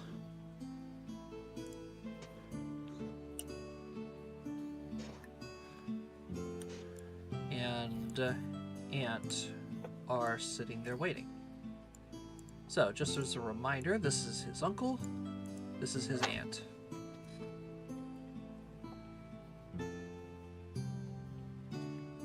They look like pricks. Bookworm. Nerd.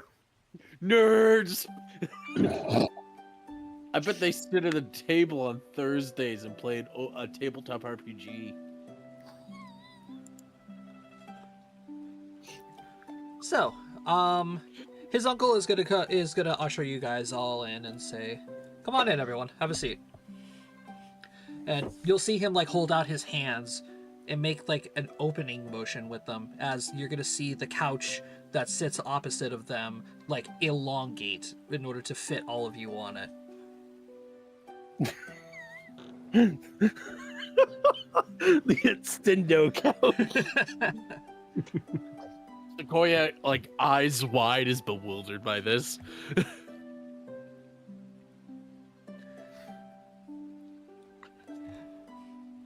So he's gonna wave his hand and such, and you're gonna see like a tea set come down from a shelf, sit on the table in front of you, and start magically heating itself and pouring you guys all a cup of tea.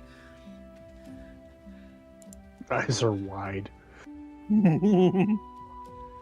I apologize. Oh, that's cool.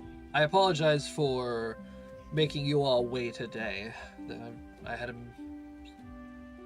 issues to tend to yesterday. But, it's a pleasure to see you all again. How has your escapades been going on?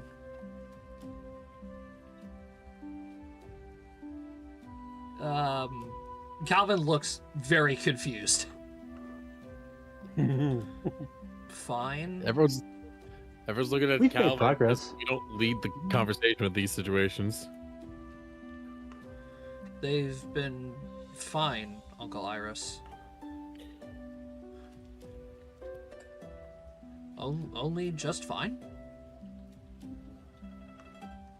Yeah, I'm sorry. Forgive me for seeming extremely confused. This conversation is going already a hell of a lot better than it was with Uncle Limontu. I believe that.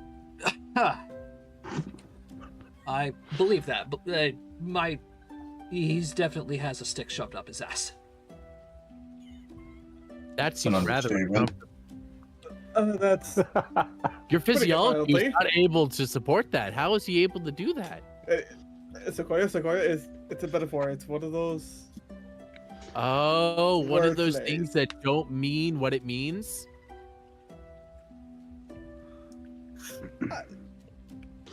Sequoia, basically, it means he's an asshole.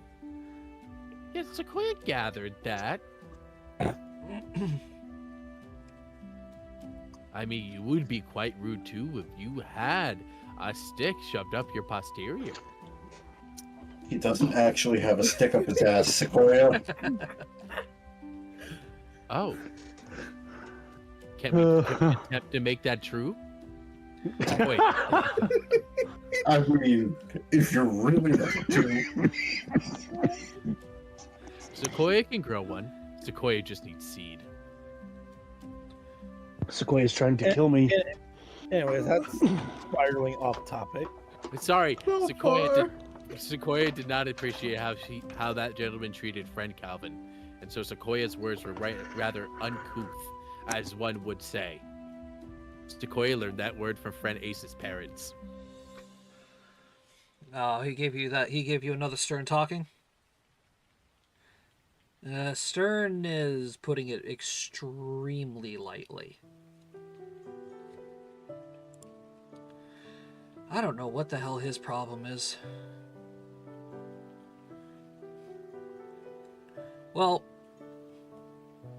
luckily for you here, I have a brain, so hopefully things won't decline into scolding and whatever else happened with Lemon 2. So, let's start this off nice and friendly. It's a pleasure to meet you all. My name is Iris Aramari, and this is my wife, Eve. We are Calvin's aunt and uncle. Unfortunately, his cousin Sophie is not here at the moment. She has locked herself away in the library again. I'm sorry, I heard the library. Yes, the building directly next door to us is Sandfall's Grand Library. It's quite the interesting place in regards to the arcane arts. Ace starts to get up, realizes what's happening, starts to sit back down, is conflicted the whole fucking time. Good job. Another one that wants to lock itself away. So, Sequoia would like to try and re-wrangle our conversation because she did initially kind of make the stream flow the wrong direction.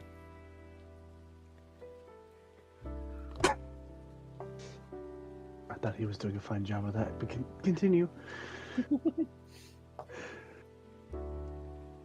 So, I honestly was not expecting to be seeing you and your adventuring party to be coming through to my doors, Calvin. What seems to be on your mind? Well, Uncle, there's been quite the discovery in our travels. To put it bluntly, we are looking for allies. We want to go to each of the branches of the Markley family, and instead of taking this competition that grandfather left us, instead of fighting over it, I wanted to talk to everybody about uniting.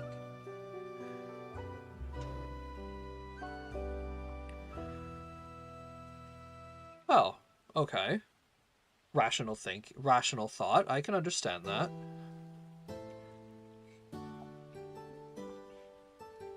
If you don't mind me asking, what has led you to this decision? I mean, I'm sure that there's, reasoning behind it, of course. Yeah.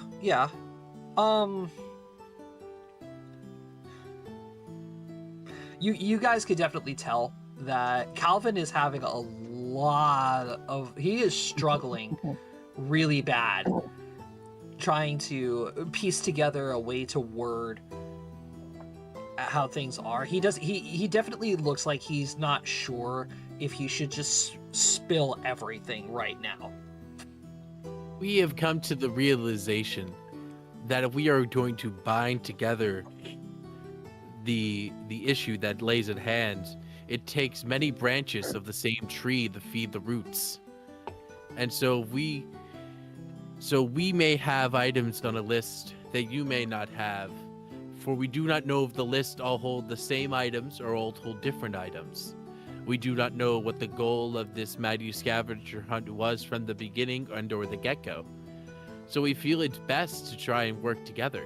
Because in reality, what is the prize of a scavenger hunt but not saving this realm? And would one rather be known as the wolf that broke away from the pack and died heroically trying to do it by themselves, or as the pack that worked together and aided that came together in the time of need and helped everyone and all? Pretty much, the parasite is becoming very dangerous. Its rapid, especially its rapid mutation, is cause for alarm. And the sooner we can get through this, the sooner we might be able to put a stop to this. How many more people need to die and feed this thing?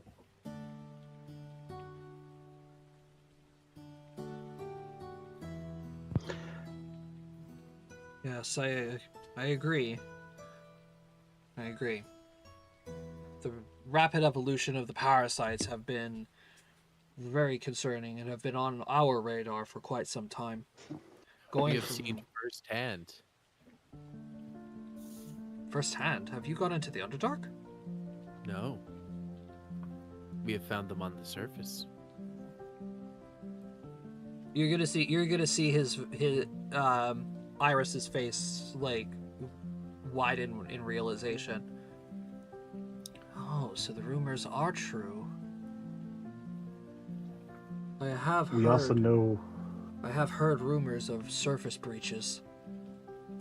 We were in the dwarven capital when the mines were overtaken, and shortly after we went through the town of Mistgulch, in which we found a parasite within a mist walker that has rode its way up to the surface. Mistwalker on the surface? Indeed. A creature outside of its habitat that should not have been there, but was being puppeted from the inside, basically.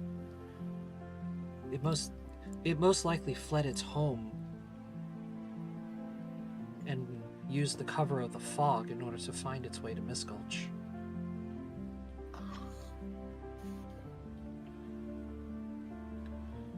We also learned a little bit of information on the ultimate goal of the parasites. These creatures have a conscience enough to have a major goal. Like any creature, it feeds. And you are folk who are most wise. What is the most nutrient-rich thing they can get at in the Underdark? It's after the overworld. Oh, let them make the connection! It's not in the Underdark. You were The roots are. Direction. They're going. Then we'd already be screwed. They're going for the roots, Cody.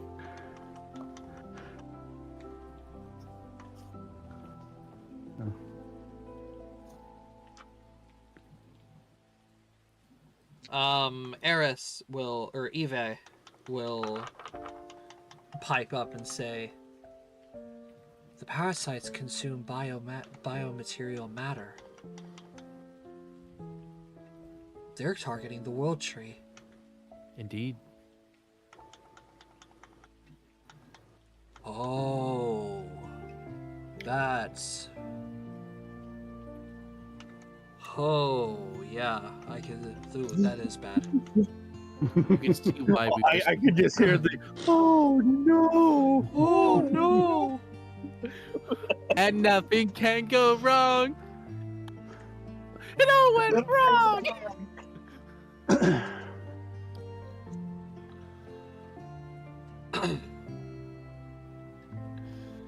Well, So in reality, even though we explained this to Calvin's branch of Lemon 2, that we do not care for glory nor the pride of doing this, he still seemed fit to reject our offer and or our asking, to an extent pleading, of aid to try and fix this together.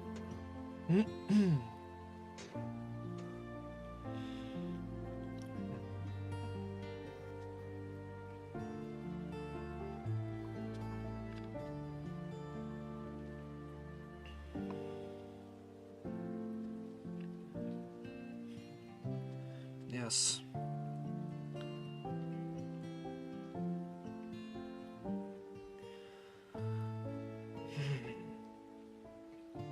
But the problem is, you need all of our help to do so. Would you be willing to exchange lists? We've been questioning whether or not the lists are the same as well.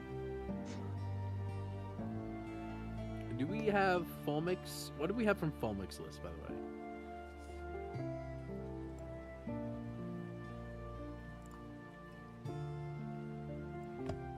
That is a great question. I believe it was the Dragon Heartstrings, right? Because we got the... No, that's something we had. Oh, Yeah, then it was the Hair of the Golden Lion, because Nope. Fulmic got that from... Nope, that was the Skull Crushers. That was it the Golden Seed? Nope, the Golden Seed was your first clue. So then what did we get from Fulmic? It was never written down. God damn it. Because to my knowledge, the only items that we've been pursuing so far, up until recently, was the seed, the hair, and the heartstrings. And we only recently learned about the manticore tail. Yep, those were all clues on your lists. I thought Fulmic switched. Oh, does that mean Fulmic had the same list? No, Fulmic had a different list. Okay. That's what I thought.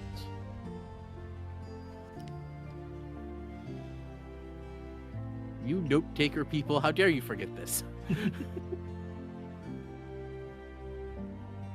Did KP have it written down? Because somebody had it written down. Yeah, wouldn't it be in party notes, though? Yeah.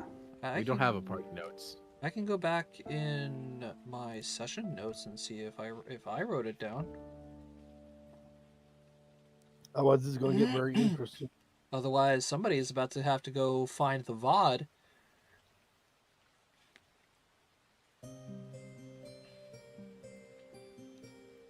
Yeah, there's just a note in clue results. Fulmic's list 1. Nothing. That was just I just added that. Oh, okay. God damn it. I don't remember what episode we found Fulmic in that third time. Nope, I did not write it down. I don't It know if was when we were leaving the Dwarven capital. I know that much. Yeah. Yeah. So. But I don't actually know if we ever got Fulmic's list.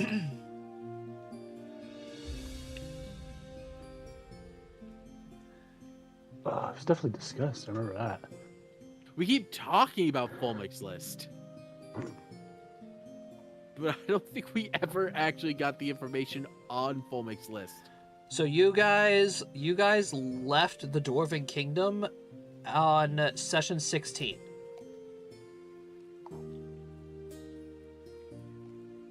Yeah, it's gonna be found Fulmic on the road. Right, because I remember that. I remember that distinctly because Fulmic was also telling you guys, "Hey, Eros is making a huge fucking mistake." Yes, and Sequoia very much agreed. But it's hard to stop crazy. All right, so, yeah, Iris is offering to share what he has on his list if you guys are willing to share what's on yours. I see no harm. Yeah, I don't see any harm either. So far, it seems I mean, Sequoia's assumption has been that the items are very based around the regions that these families are in, but Calvin's list seems to have something attached to every single family's region.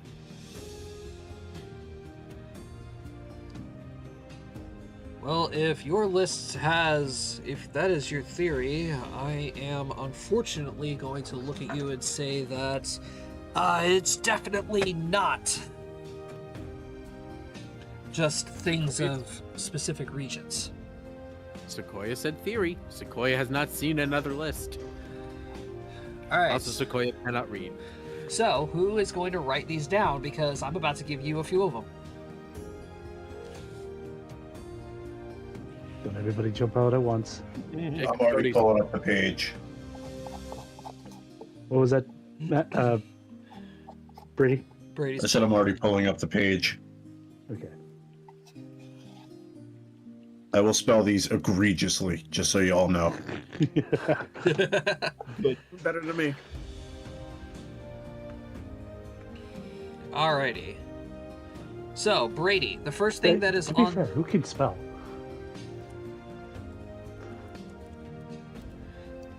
First item on the list is Celestial Niter. Hey, arrows.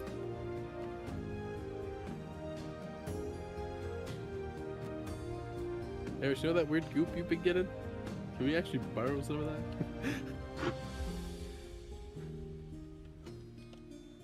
I assume it's what Celestial Niter is. The second item on the list is a Dusk Pearl. I didn't say it. Ooh.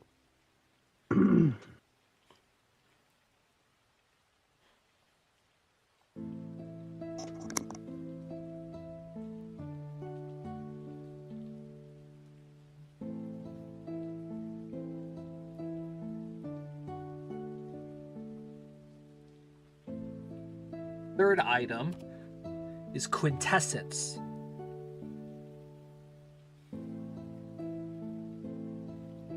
What is quintensis? A feeling? Do we need emotion for this?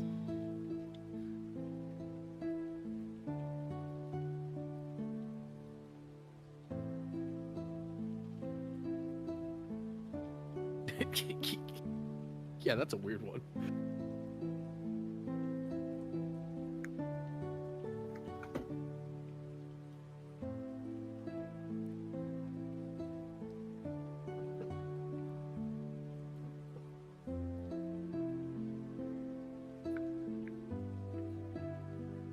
Then there is one more.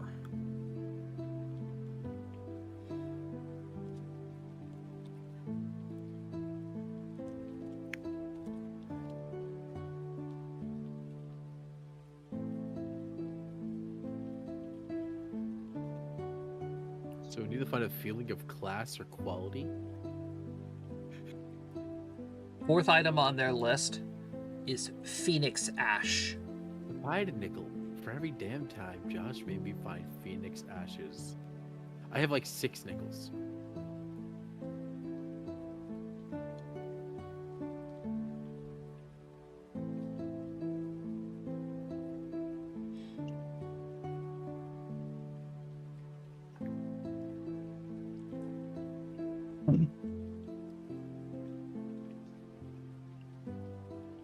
Well, I mean, they're very common, like chemical ingredients. I know. I assume while we're sharing lists, Sequoia will ask, have you managed to find any of these items? And for feelings? And our feelings. Quintessence is the weird one. I'm going to stand by that one. Well, that's the main problem here. A lot of these materials are extremely difficult to find.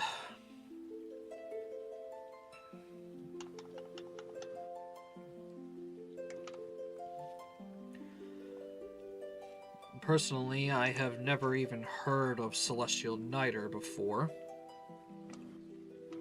Sequoia has a question. If you were to wager guess, what would you believe Celestial Niter is? Fortunately, something that has to deal with the Holy Realms and with celestial magic. Sequoia's just gonna make a very exasperated sigh. Because she knows exactly who we need to now go talk to for Celestial Neither.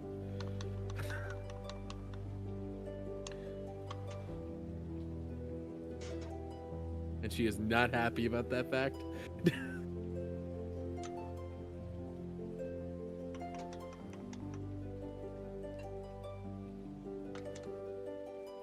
A couple of the items that we have on our list are, well, pretty easy to comprehend. Phoenix ashes obviously come from when a phoenix is born, when a phoenix is reborn. And the dusk pearl is an extremely rare pearl found in the mouths of giant clams within the water plane.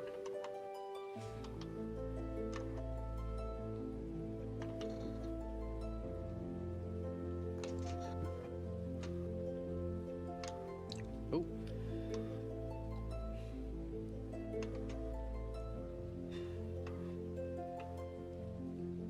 The issue that we're running into, obviously, are the Celestial Niter and the Quintessence. Celestial Niter, we're looking into. We don't know anything about it. We don't know where to find it. We have an idea, but we need to do more research in order to discover it. Sequoia would like to very quickly just hear your idea. We believe that it is a kind of stone or metal, something that has residing on Mount Celestia.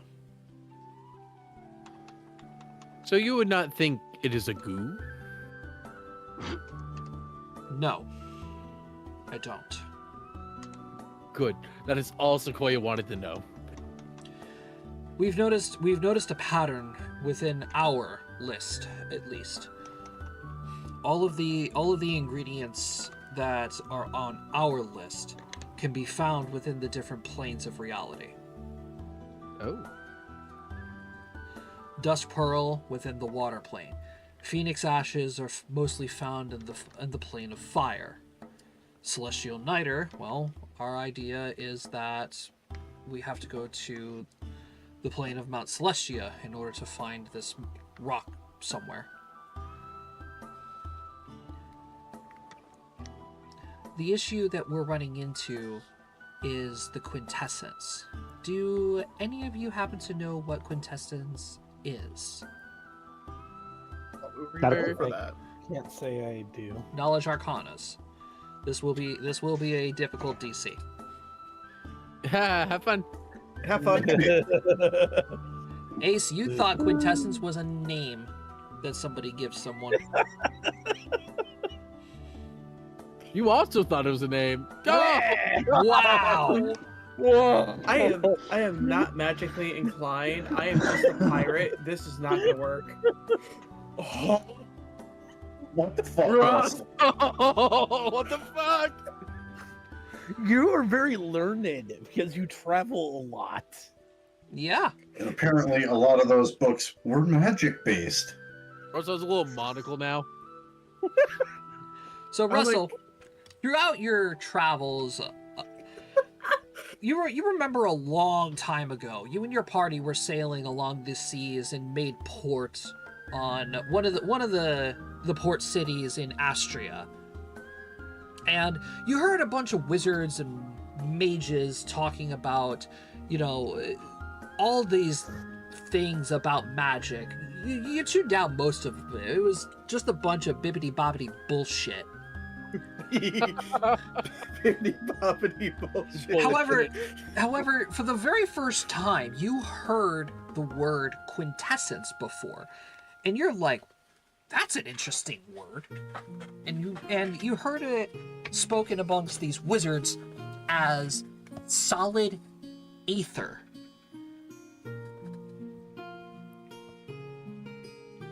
actually, not that I think of it. There was this one time I was in Astria. A couple of wizards were talking about this specific word. Something about solid aether? Calvin's just gonna turn to Ding, Russell ding, and ding. say, You win a prize. Calvin's just gonna turn to Russell and say, how the hell do you know that? I like the idea of the entire party, because he's in the middle, looking at him. Like, Yeah, I know, what the right? fuck? Like, what the fuck? How do you know that? Yeah. I'm a pirate. I get around. You should not openly admit to being a pirate. Well, Former party. clearly you're a well-educated pirate. Quintessence is He's a well-educated parrot. Quintessence is Considering the my languages, yes. basically quintessence is concentrated aether. And she will pick up they're like two teacups, for example. And she'll just hold them up next to each other, and she'll say, think of this teacup here as the plane of existence that we live on. Okay? And this other plane of existence, let's say, for example, is, I don't know, the Feywild. When you travel between planes, you have a steady stream of magic that concentrates your mass, and she pours the tea into the other cup and sends you directly into the next plane. So now, you're in the Feywild. To travel back, once again, using portals or plane shift, for example, and she pours the tea back into the other cup, it's a solid flow that goes into the new planes. Aether essentially is all of the area that is outside of that stream of water. Or in this scenario, the stream of tea. All of the air that surrounds that stream of tea is what aether is. Essentially, in order to collect quintessence, one must be daring enough to travel into the astral sea in order to gather this aether and then, using magic, concentrate it into a solid item. That is what quintessence is. How is one supposed to travel into the astral sea? That is where we are currently stumped. You're technically not supposed to go into the astral sea.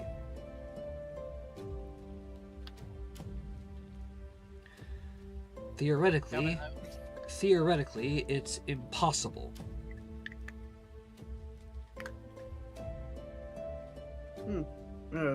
Yes. Yeah, but I Just- was saying once, and I was saying it again. If it was possible, I would like to see ships flies. Calvin, yes, I I've- think your grandfather's just making us all play a cruel joke. Actually, speak of that. Wait, hold on. This is the magical family, right? Yes. Yeah. They literally made a tea set pour its own tea for you guys. Yes. So I got a question for them then. It's like, while we're on the topic of stuff, I have a question for you two. Do you think it's possible that a ship, the one that sails on the sea, can fly? They're Just asking for a couple of people. Asking for a friend. Asking for a friend.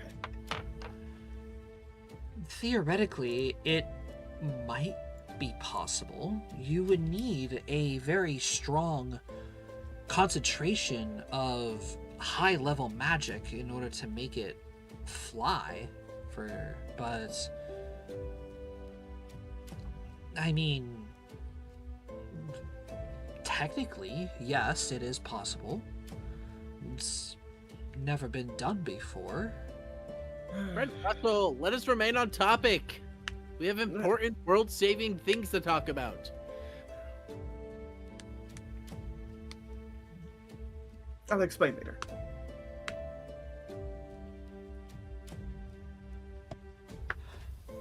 Sequoia is still intrigued by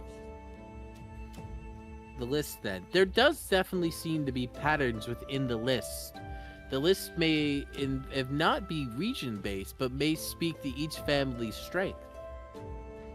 It seems, and Calvin, feel free to disagree with Sequoia here. I've only interacted with a handful of your family members.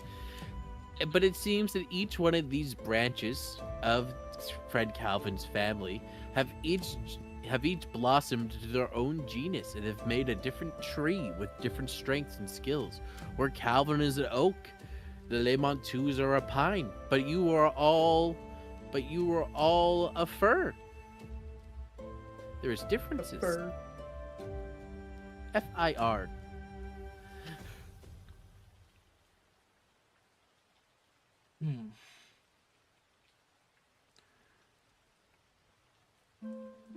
That is a very solid theory.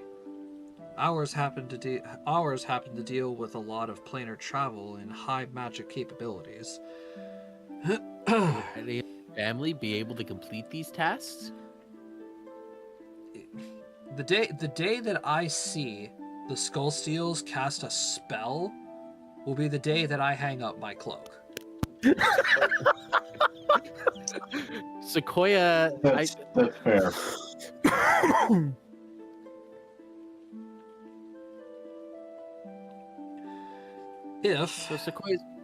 If your theory is correct, we would be handling a lot of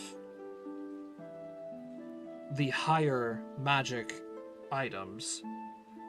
That would therefore leave the Zevroses with the more questionable items.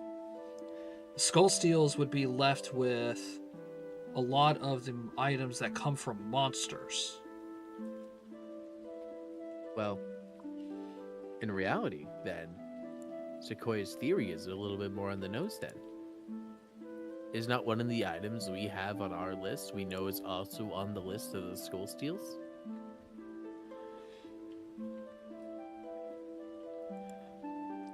Calvin's gonna pipe up and say, yeah, but here's the problem. How would that equate to me and the Lemontus? Do we know what it's on the? Do we know what the Lemontus are hunting? No, because I was being cryptic as fuck with them because I knew they were gonna be, tight about it.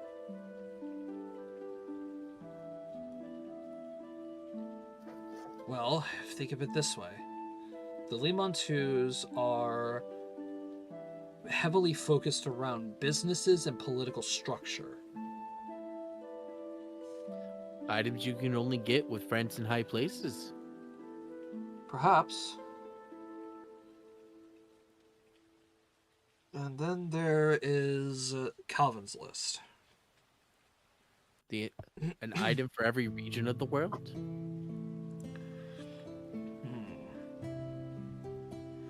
It would seem that you would be doing a lot of traveling, Calvin. Your grandfather definitely did have a way with words around the region. He was very well known throughout everywhere.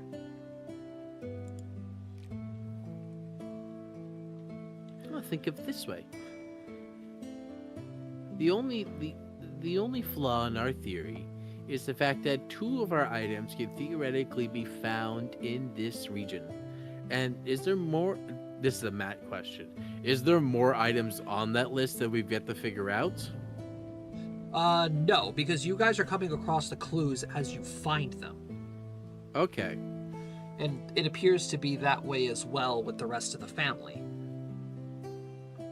Okay, we love a scavenger hunt. So it doesn't warrant that these guys found these clues in something and somewhere. Correct. It wasn't on their list. Okay. So other than our initial clue, which was the golden apple seed, everyone else is hunting for... We don't even know how many clues there are. God damn it.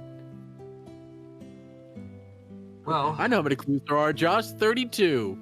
Well, judging by the length of the list that we have, we can assume there's at least 25.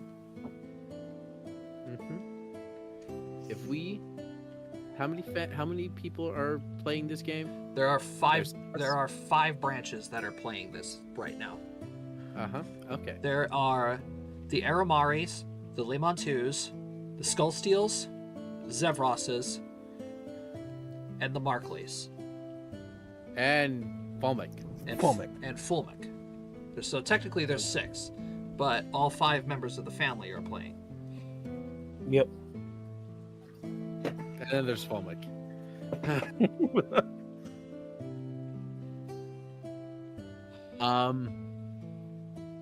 All right. So I think we've already traded lists at this point. yes. Okay. So Sequoia then will pose another question and/or statement is next. Obviously, 2 of the items on our list are more to this region. 1, we have to go hunt a manticore. And to be frank, I do not think we can beat a manticore. And 2, one of our items is the heartstrings of a dragon. Now, I do not believe that means the literal strings of a heart of a dragon. But I would be very vexed to be... I would not be shocked to be told untrue to that.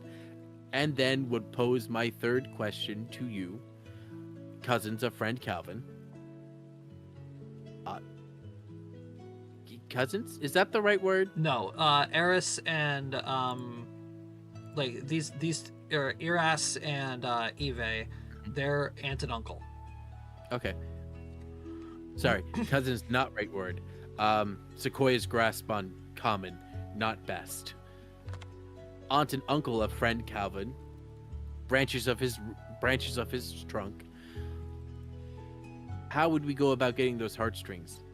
And also, Sequoia has noticed, this is so much information and Sequoia apologizes, but Sequoia has noticed a lot of weird things going on in the town around the dragons. Upon our way up here, at least 6 days back at this point, right? Yeah. We came across a scene, a fight of adventurers and a dragon in the south beneath the city. And also, when approaching the city, Sequoia did notice at least year-old scorch marks high upon the city walls. But yet, everyone talks as the dragons are no issue here.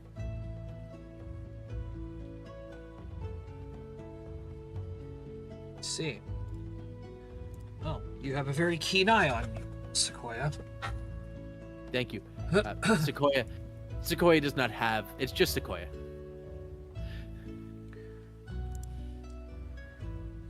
Well, if we are going to be trusting one another,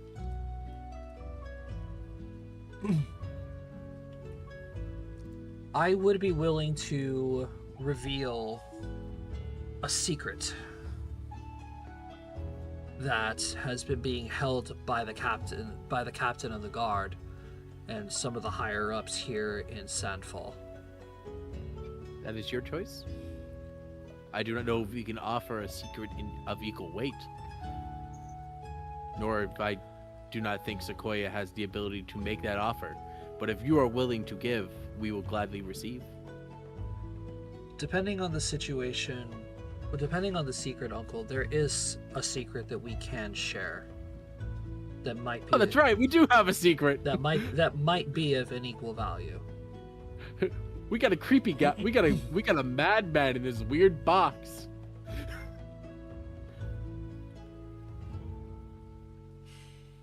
forgot about that secret.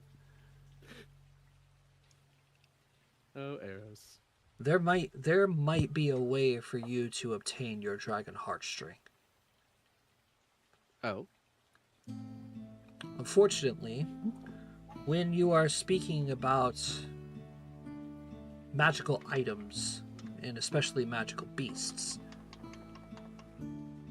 a dragon's heart does contain muscles that are called heartstrings.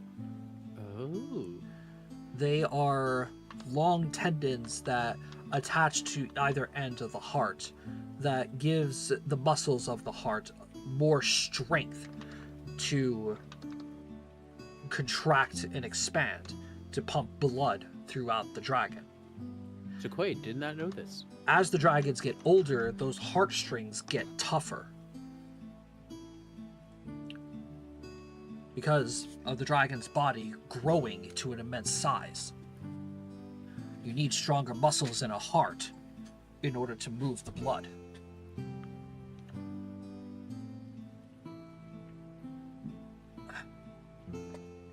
You are most likely going to have to dissect a dragon in order to obtain that item.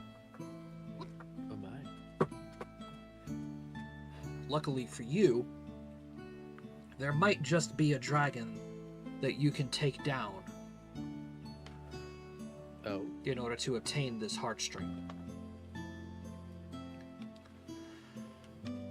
A few weeks ago, while we were traveling back from the meeting, or at this point a few months ago, when we were traveling back from the meeting about Nicklin's will,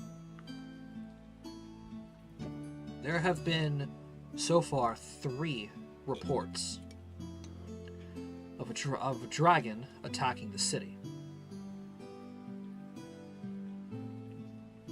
And we think it's a red dragon. We don't know why. We don't know why it's attacking the city, or what its plans are. We were able to fend it off, but fortunately we weren't able to get a good look at it or what its motives were. And apparently, thanks to a report that your adventuring party submitted yesterday, there was a 4th incident, and now an adventuring party of 8th tier is dead. Oh my. They were that. Oh my, indeed. Yeah, they were 8th tier. We do not possess the strength to deal with this one.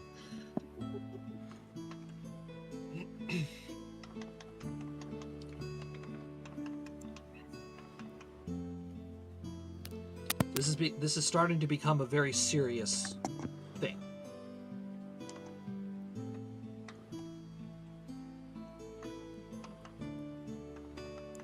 It is so much so becoming a issue that we have contacted the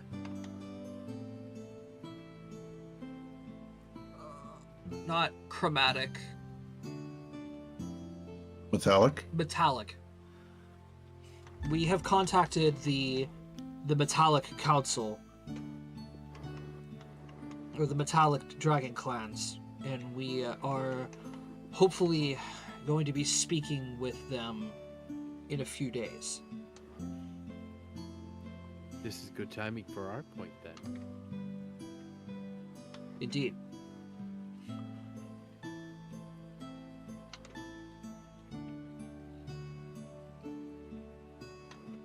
Since you are technically here, but you are involved needing the dragon heartstring as an item for your list, would you be interested in joining me in that meeting? I feel we would be fools to say no if you would allow. Agreed. Very well.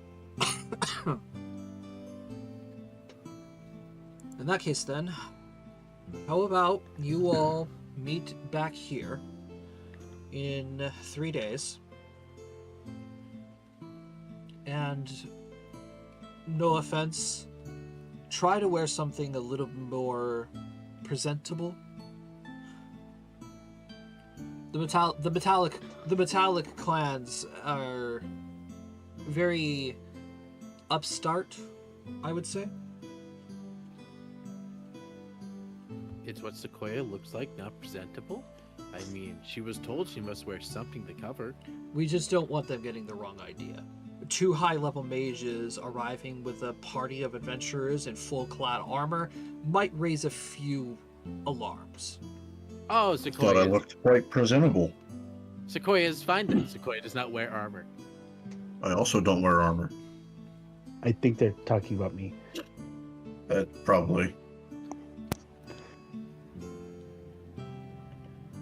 Now I'm gonna look up rats in suits. Astrosis, do you own any fine clothes?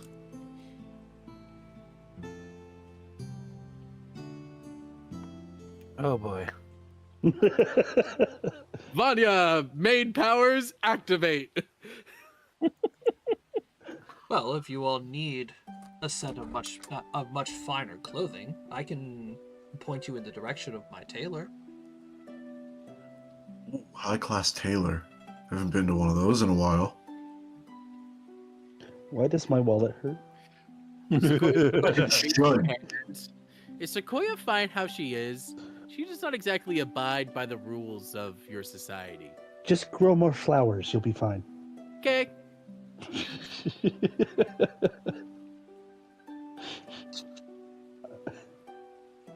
I mean, it's true. The fact that she's wearing stuff is a step in the right direction to begin with. Why can I imagine this? That I just pulled up Pinterest. There you go, Cody. So Iris will usher in over a parchment and an ink and quill. Quickly write something down, seal it as a scroll, and then have it float over to the party. Here. I'll grab it. Here. Take this over to the tailor's office down the street, and make sure that the head lady handles this order. You all will be technically guests of mine, so I will be fronting the bill for you. That's awfully generous of you. Thank you very much. Now Stresses feels like asshole.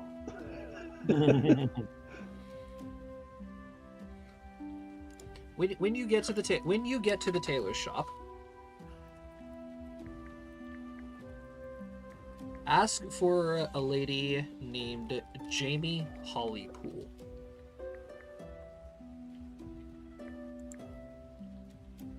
Write that down.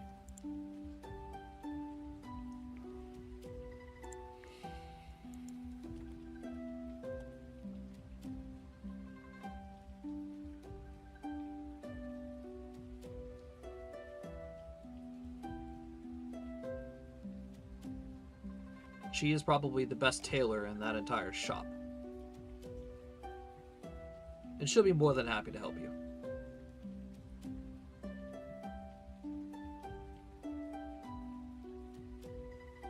Oh, fair warning.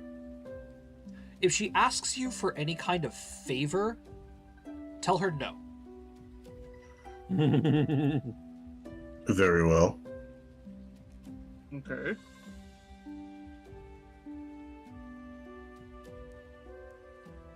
I kind of want to know why.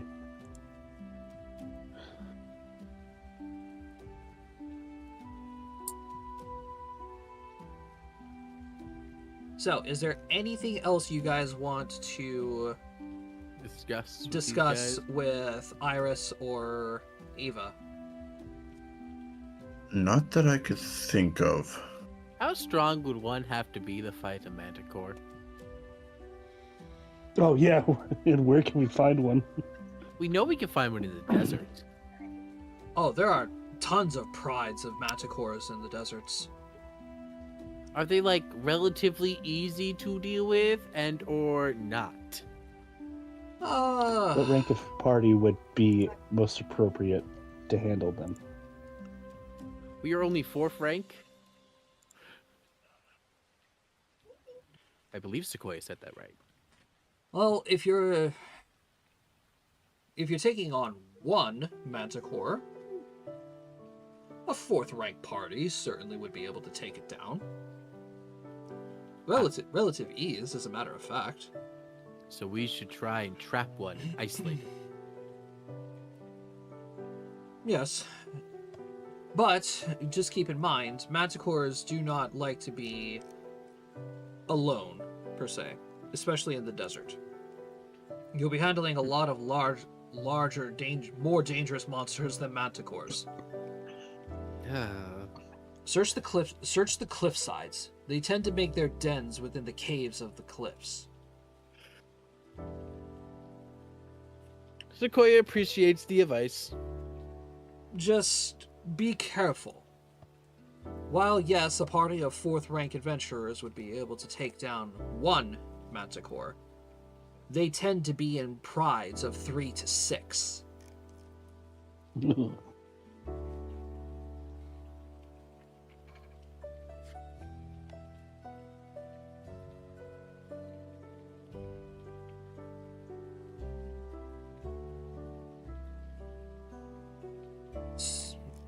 Are you planning on going to handle your manticore problem before you meet with the dragons? I do believe we must talk about this later. I do not believe that the decision has been made yet. We have 3 days, correct? Yes. We wouldn't want to risk the chance of the slim chance of missing the meeting. So I don't think we're far from these cliffs, if I'm correct, right?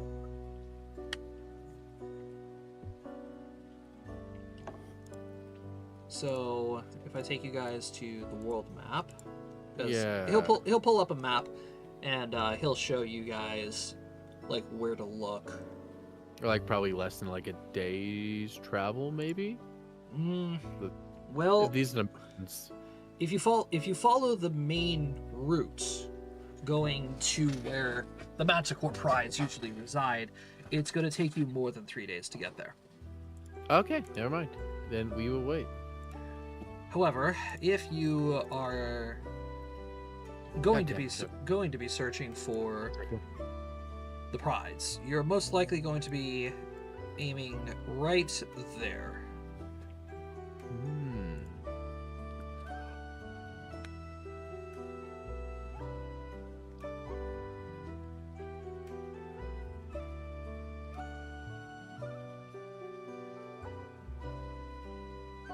So, you could go ahead and follow the cliff sides and through the primary desert, but I would not recommend that. It would be smarter to stay on the road and then deviate where we know we can find them easily. Correct. Wise decisions.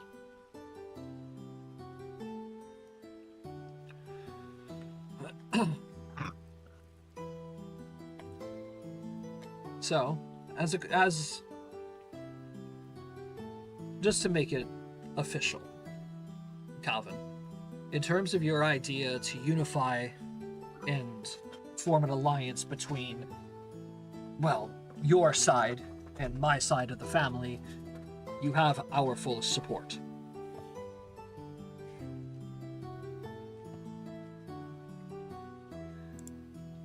As such, if you wish to ever need any magical advice, or if you have a question about an item that may be magically difficult to come across, and he tosses Calvin something and he grabs it, looks at it. It's a rock. Talkie, Rocky Talkie. Rocky Talkie. Rocky Talkie. The stone phone. I think it's the earliest we ever got one of these. If you ever need anything, call us. Call me, beat me if you want to reach me. Get out of my head.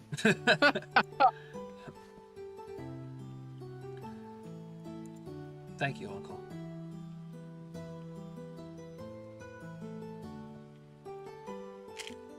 Of course. Now,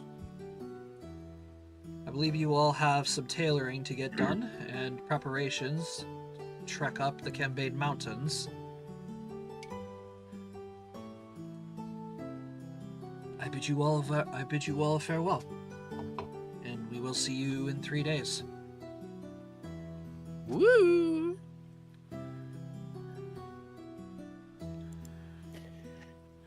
Thank you for your hospitality. Thank you for the hospitality. Thanks. All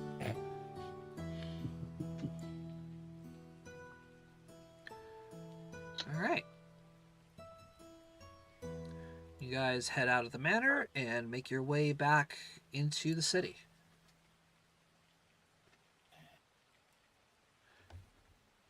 Ace is making his way right to the tailor, dragging Astrosis. Actually, Astrosis doesn't need to be dragged. He's kind of excited. He's like, I get to have nice clothes. Do I wear palm leaves? Or maybe I'll make a nice skirt out of needles. I couldn't tell you the last time I got an outfit. All right, so we're headed to the tailor's office then? Yep. Yep. Ping.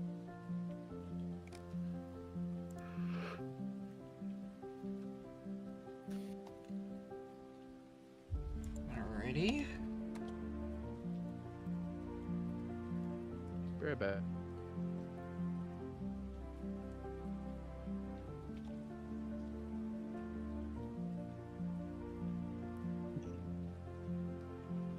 Oh, I think I got it.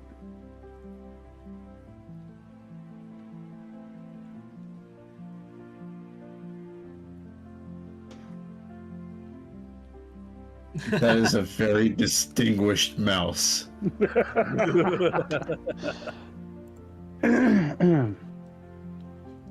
Alright, so you guys head down the street and you make your way towards the tailor shop at the end of the street.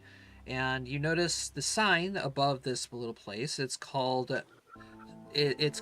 So Nice Tailor Shop. Actually, on our way over, I look at everybody as like, do we mind if we go to a groomer first? I need a haircut. Because if I take off my armor, I'm just a puffball. Fair.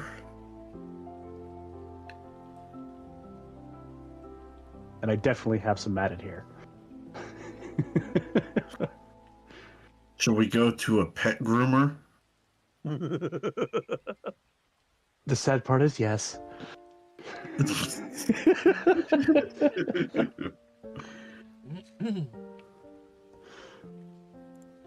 Alrighty. So 6 silver haircut later.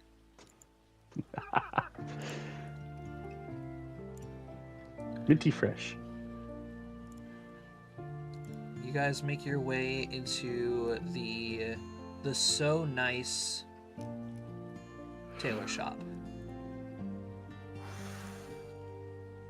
And it's anything but nice.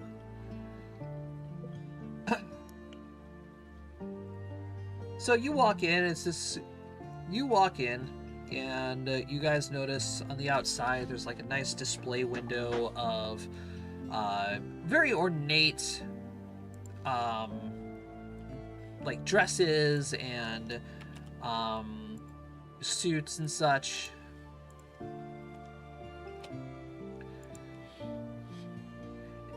When you guys enter, a little bell goes off then soon you see the shop owner come flying in from around the corner, and this is who you see.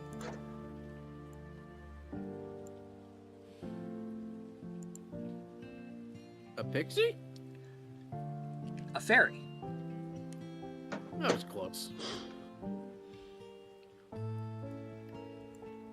Wait, KP's on this. He's not even. Yes, you need the top hat. Yeah, I definitely need the top hat. All right, I'll take the top hat. So, KP, thank you for the top hat. So, this fairy is going to come flying in from the back. She'll float in the air in front of you all and say, "Welcome to So Nice. How can I help you all?" We are looking for Jamie Hollypool. That would be me. All right. I think I might have found a better one. Yes. I'm waiting.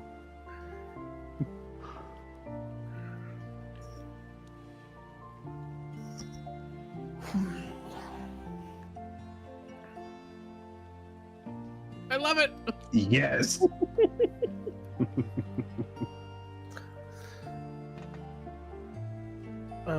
Good evening, Miss Hollypool.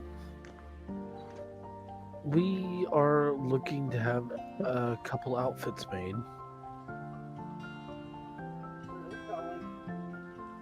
I see. What would the occasion be? Where are we going? Maybe we should hand her the note. Yes. Yeah. Yeah, I hand her the note.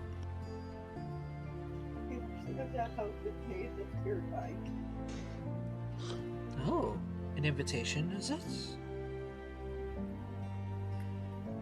Oh. She looks at it, reads it, and goes, "Oh." Closes it. You're related to Iris. I think everyone just looks at Calvin. Yeah. Yeah, pretty much. Yeah. He never lets me have any fun. Alright, well, since he's footing the bill, I guess I don't have to bother asking you about price range.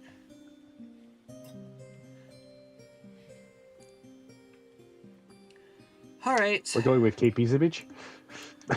Alright. So, what is this meeting about, per se? Meeting with nobles, high-ranking officials? Dragons. Dragons.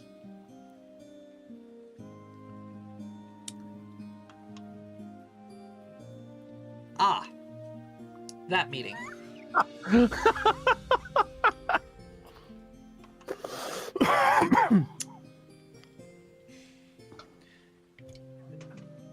It's never something normal with him, honestly. Send me somebody that's going to like a gala or something, like a fancy party or some shit. Why is it always something weird? I wouldn't mind my attire being fit for a gala as well.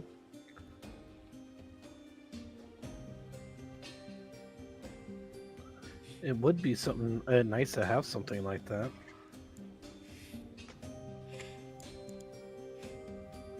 So she's One gonna, outfit at a time, please. yeah. So she'll like fly over, grab like some of her measuring tools, come on over, and start dragging you guys off one by one, taking each of your measurements.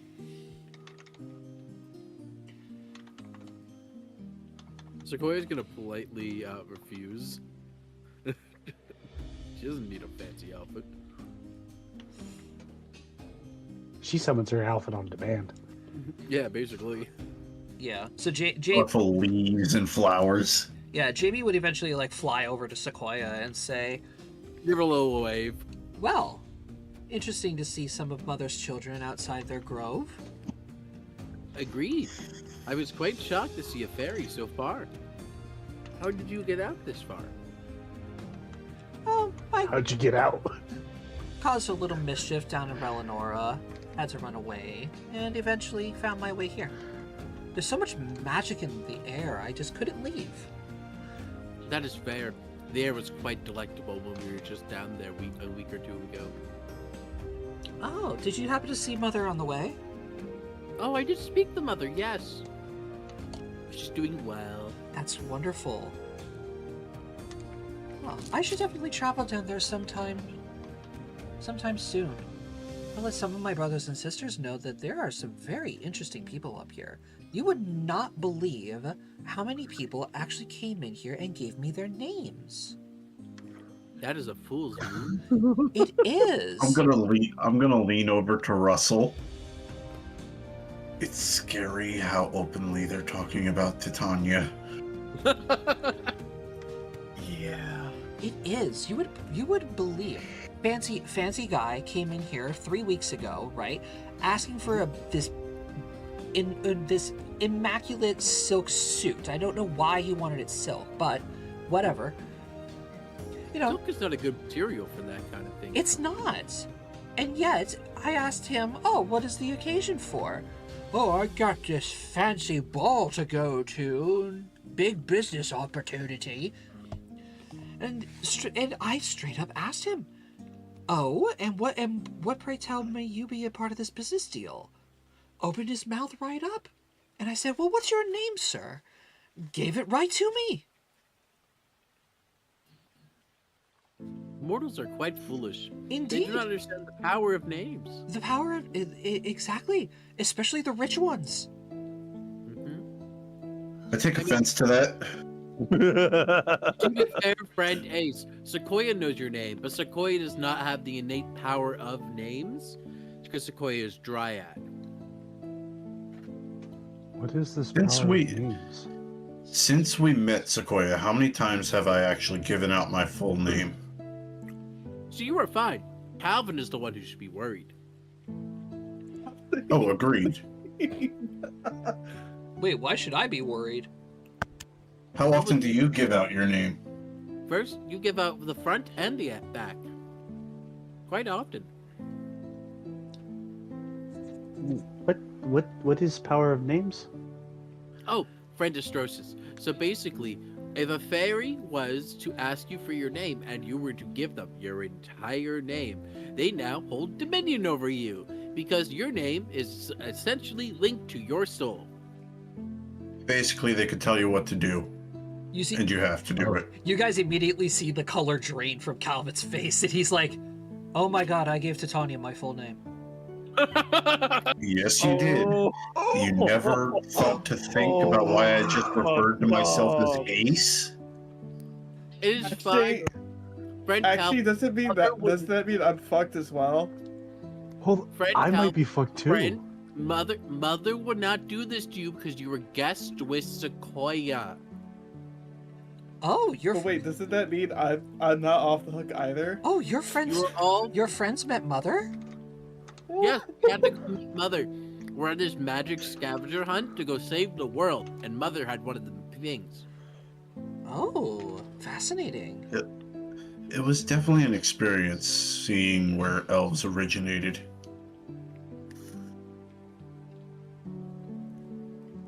But yes, you were fine. Mother would not take your names. You were not uninvited guests. You were invited, and you were brought with Sequoia. It is rude, humans and humans and mortals, who they take names of. Unless you are a bit mischievous, which it sounds like you are, friend.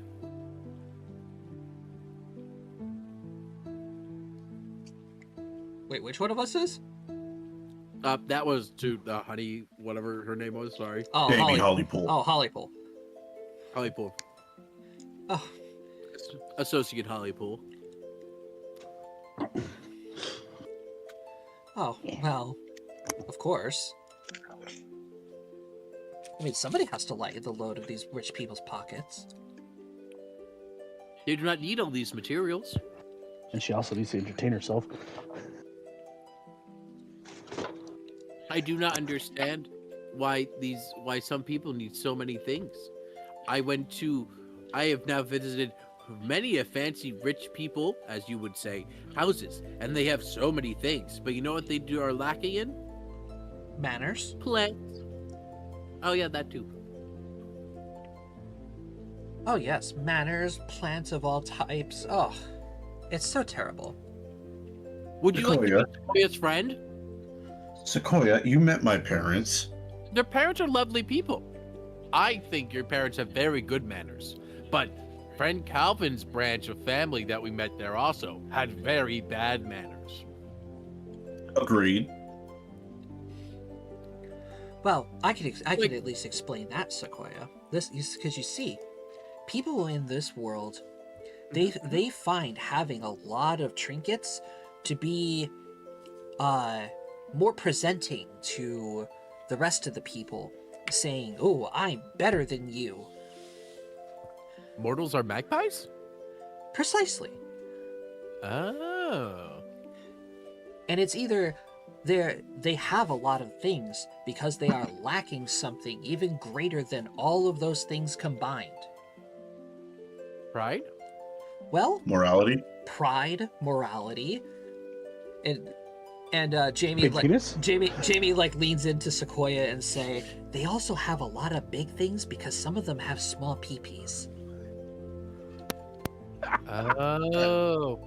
Because they are they are unable to properly copulate, they compensate. Bad copulation equals large compensation. Sequoia understands. All right. She's not going to think every noble is small. All right. Now that I have all of your measurements, I guess we can go ahead and get started with preparing all of your outfits. So, who's up first? What's on Go second? first. All right. And that, I believe, is where we will end this week's session. Sounds good. All right. So, ladies and gentlemen, thank you very much for watching. Hope you all enjoyed. Next week, of course, we will continue as the party is going to get all fancy schmancy and prepare for their talk with the Dragon Clans. So I hope you guys are all ready for that one.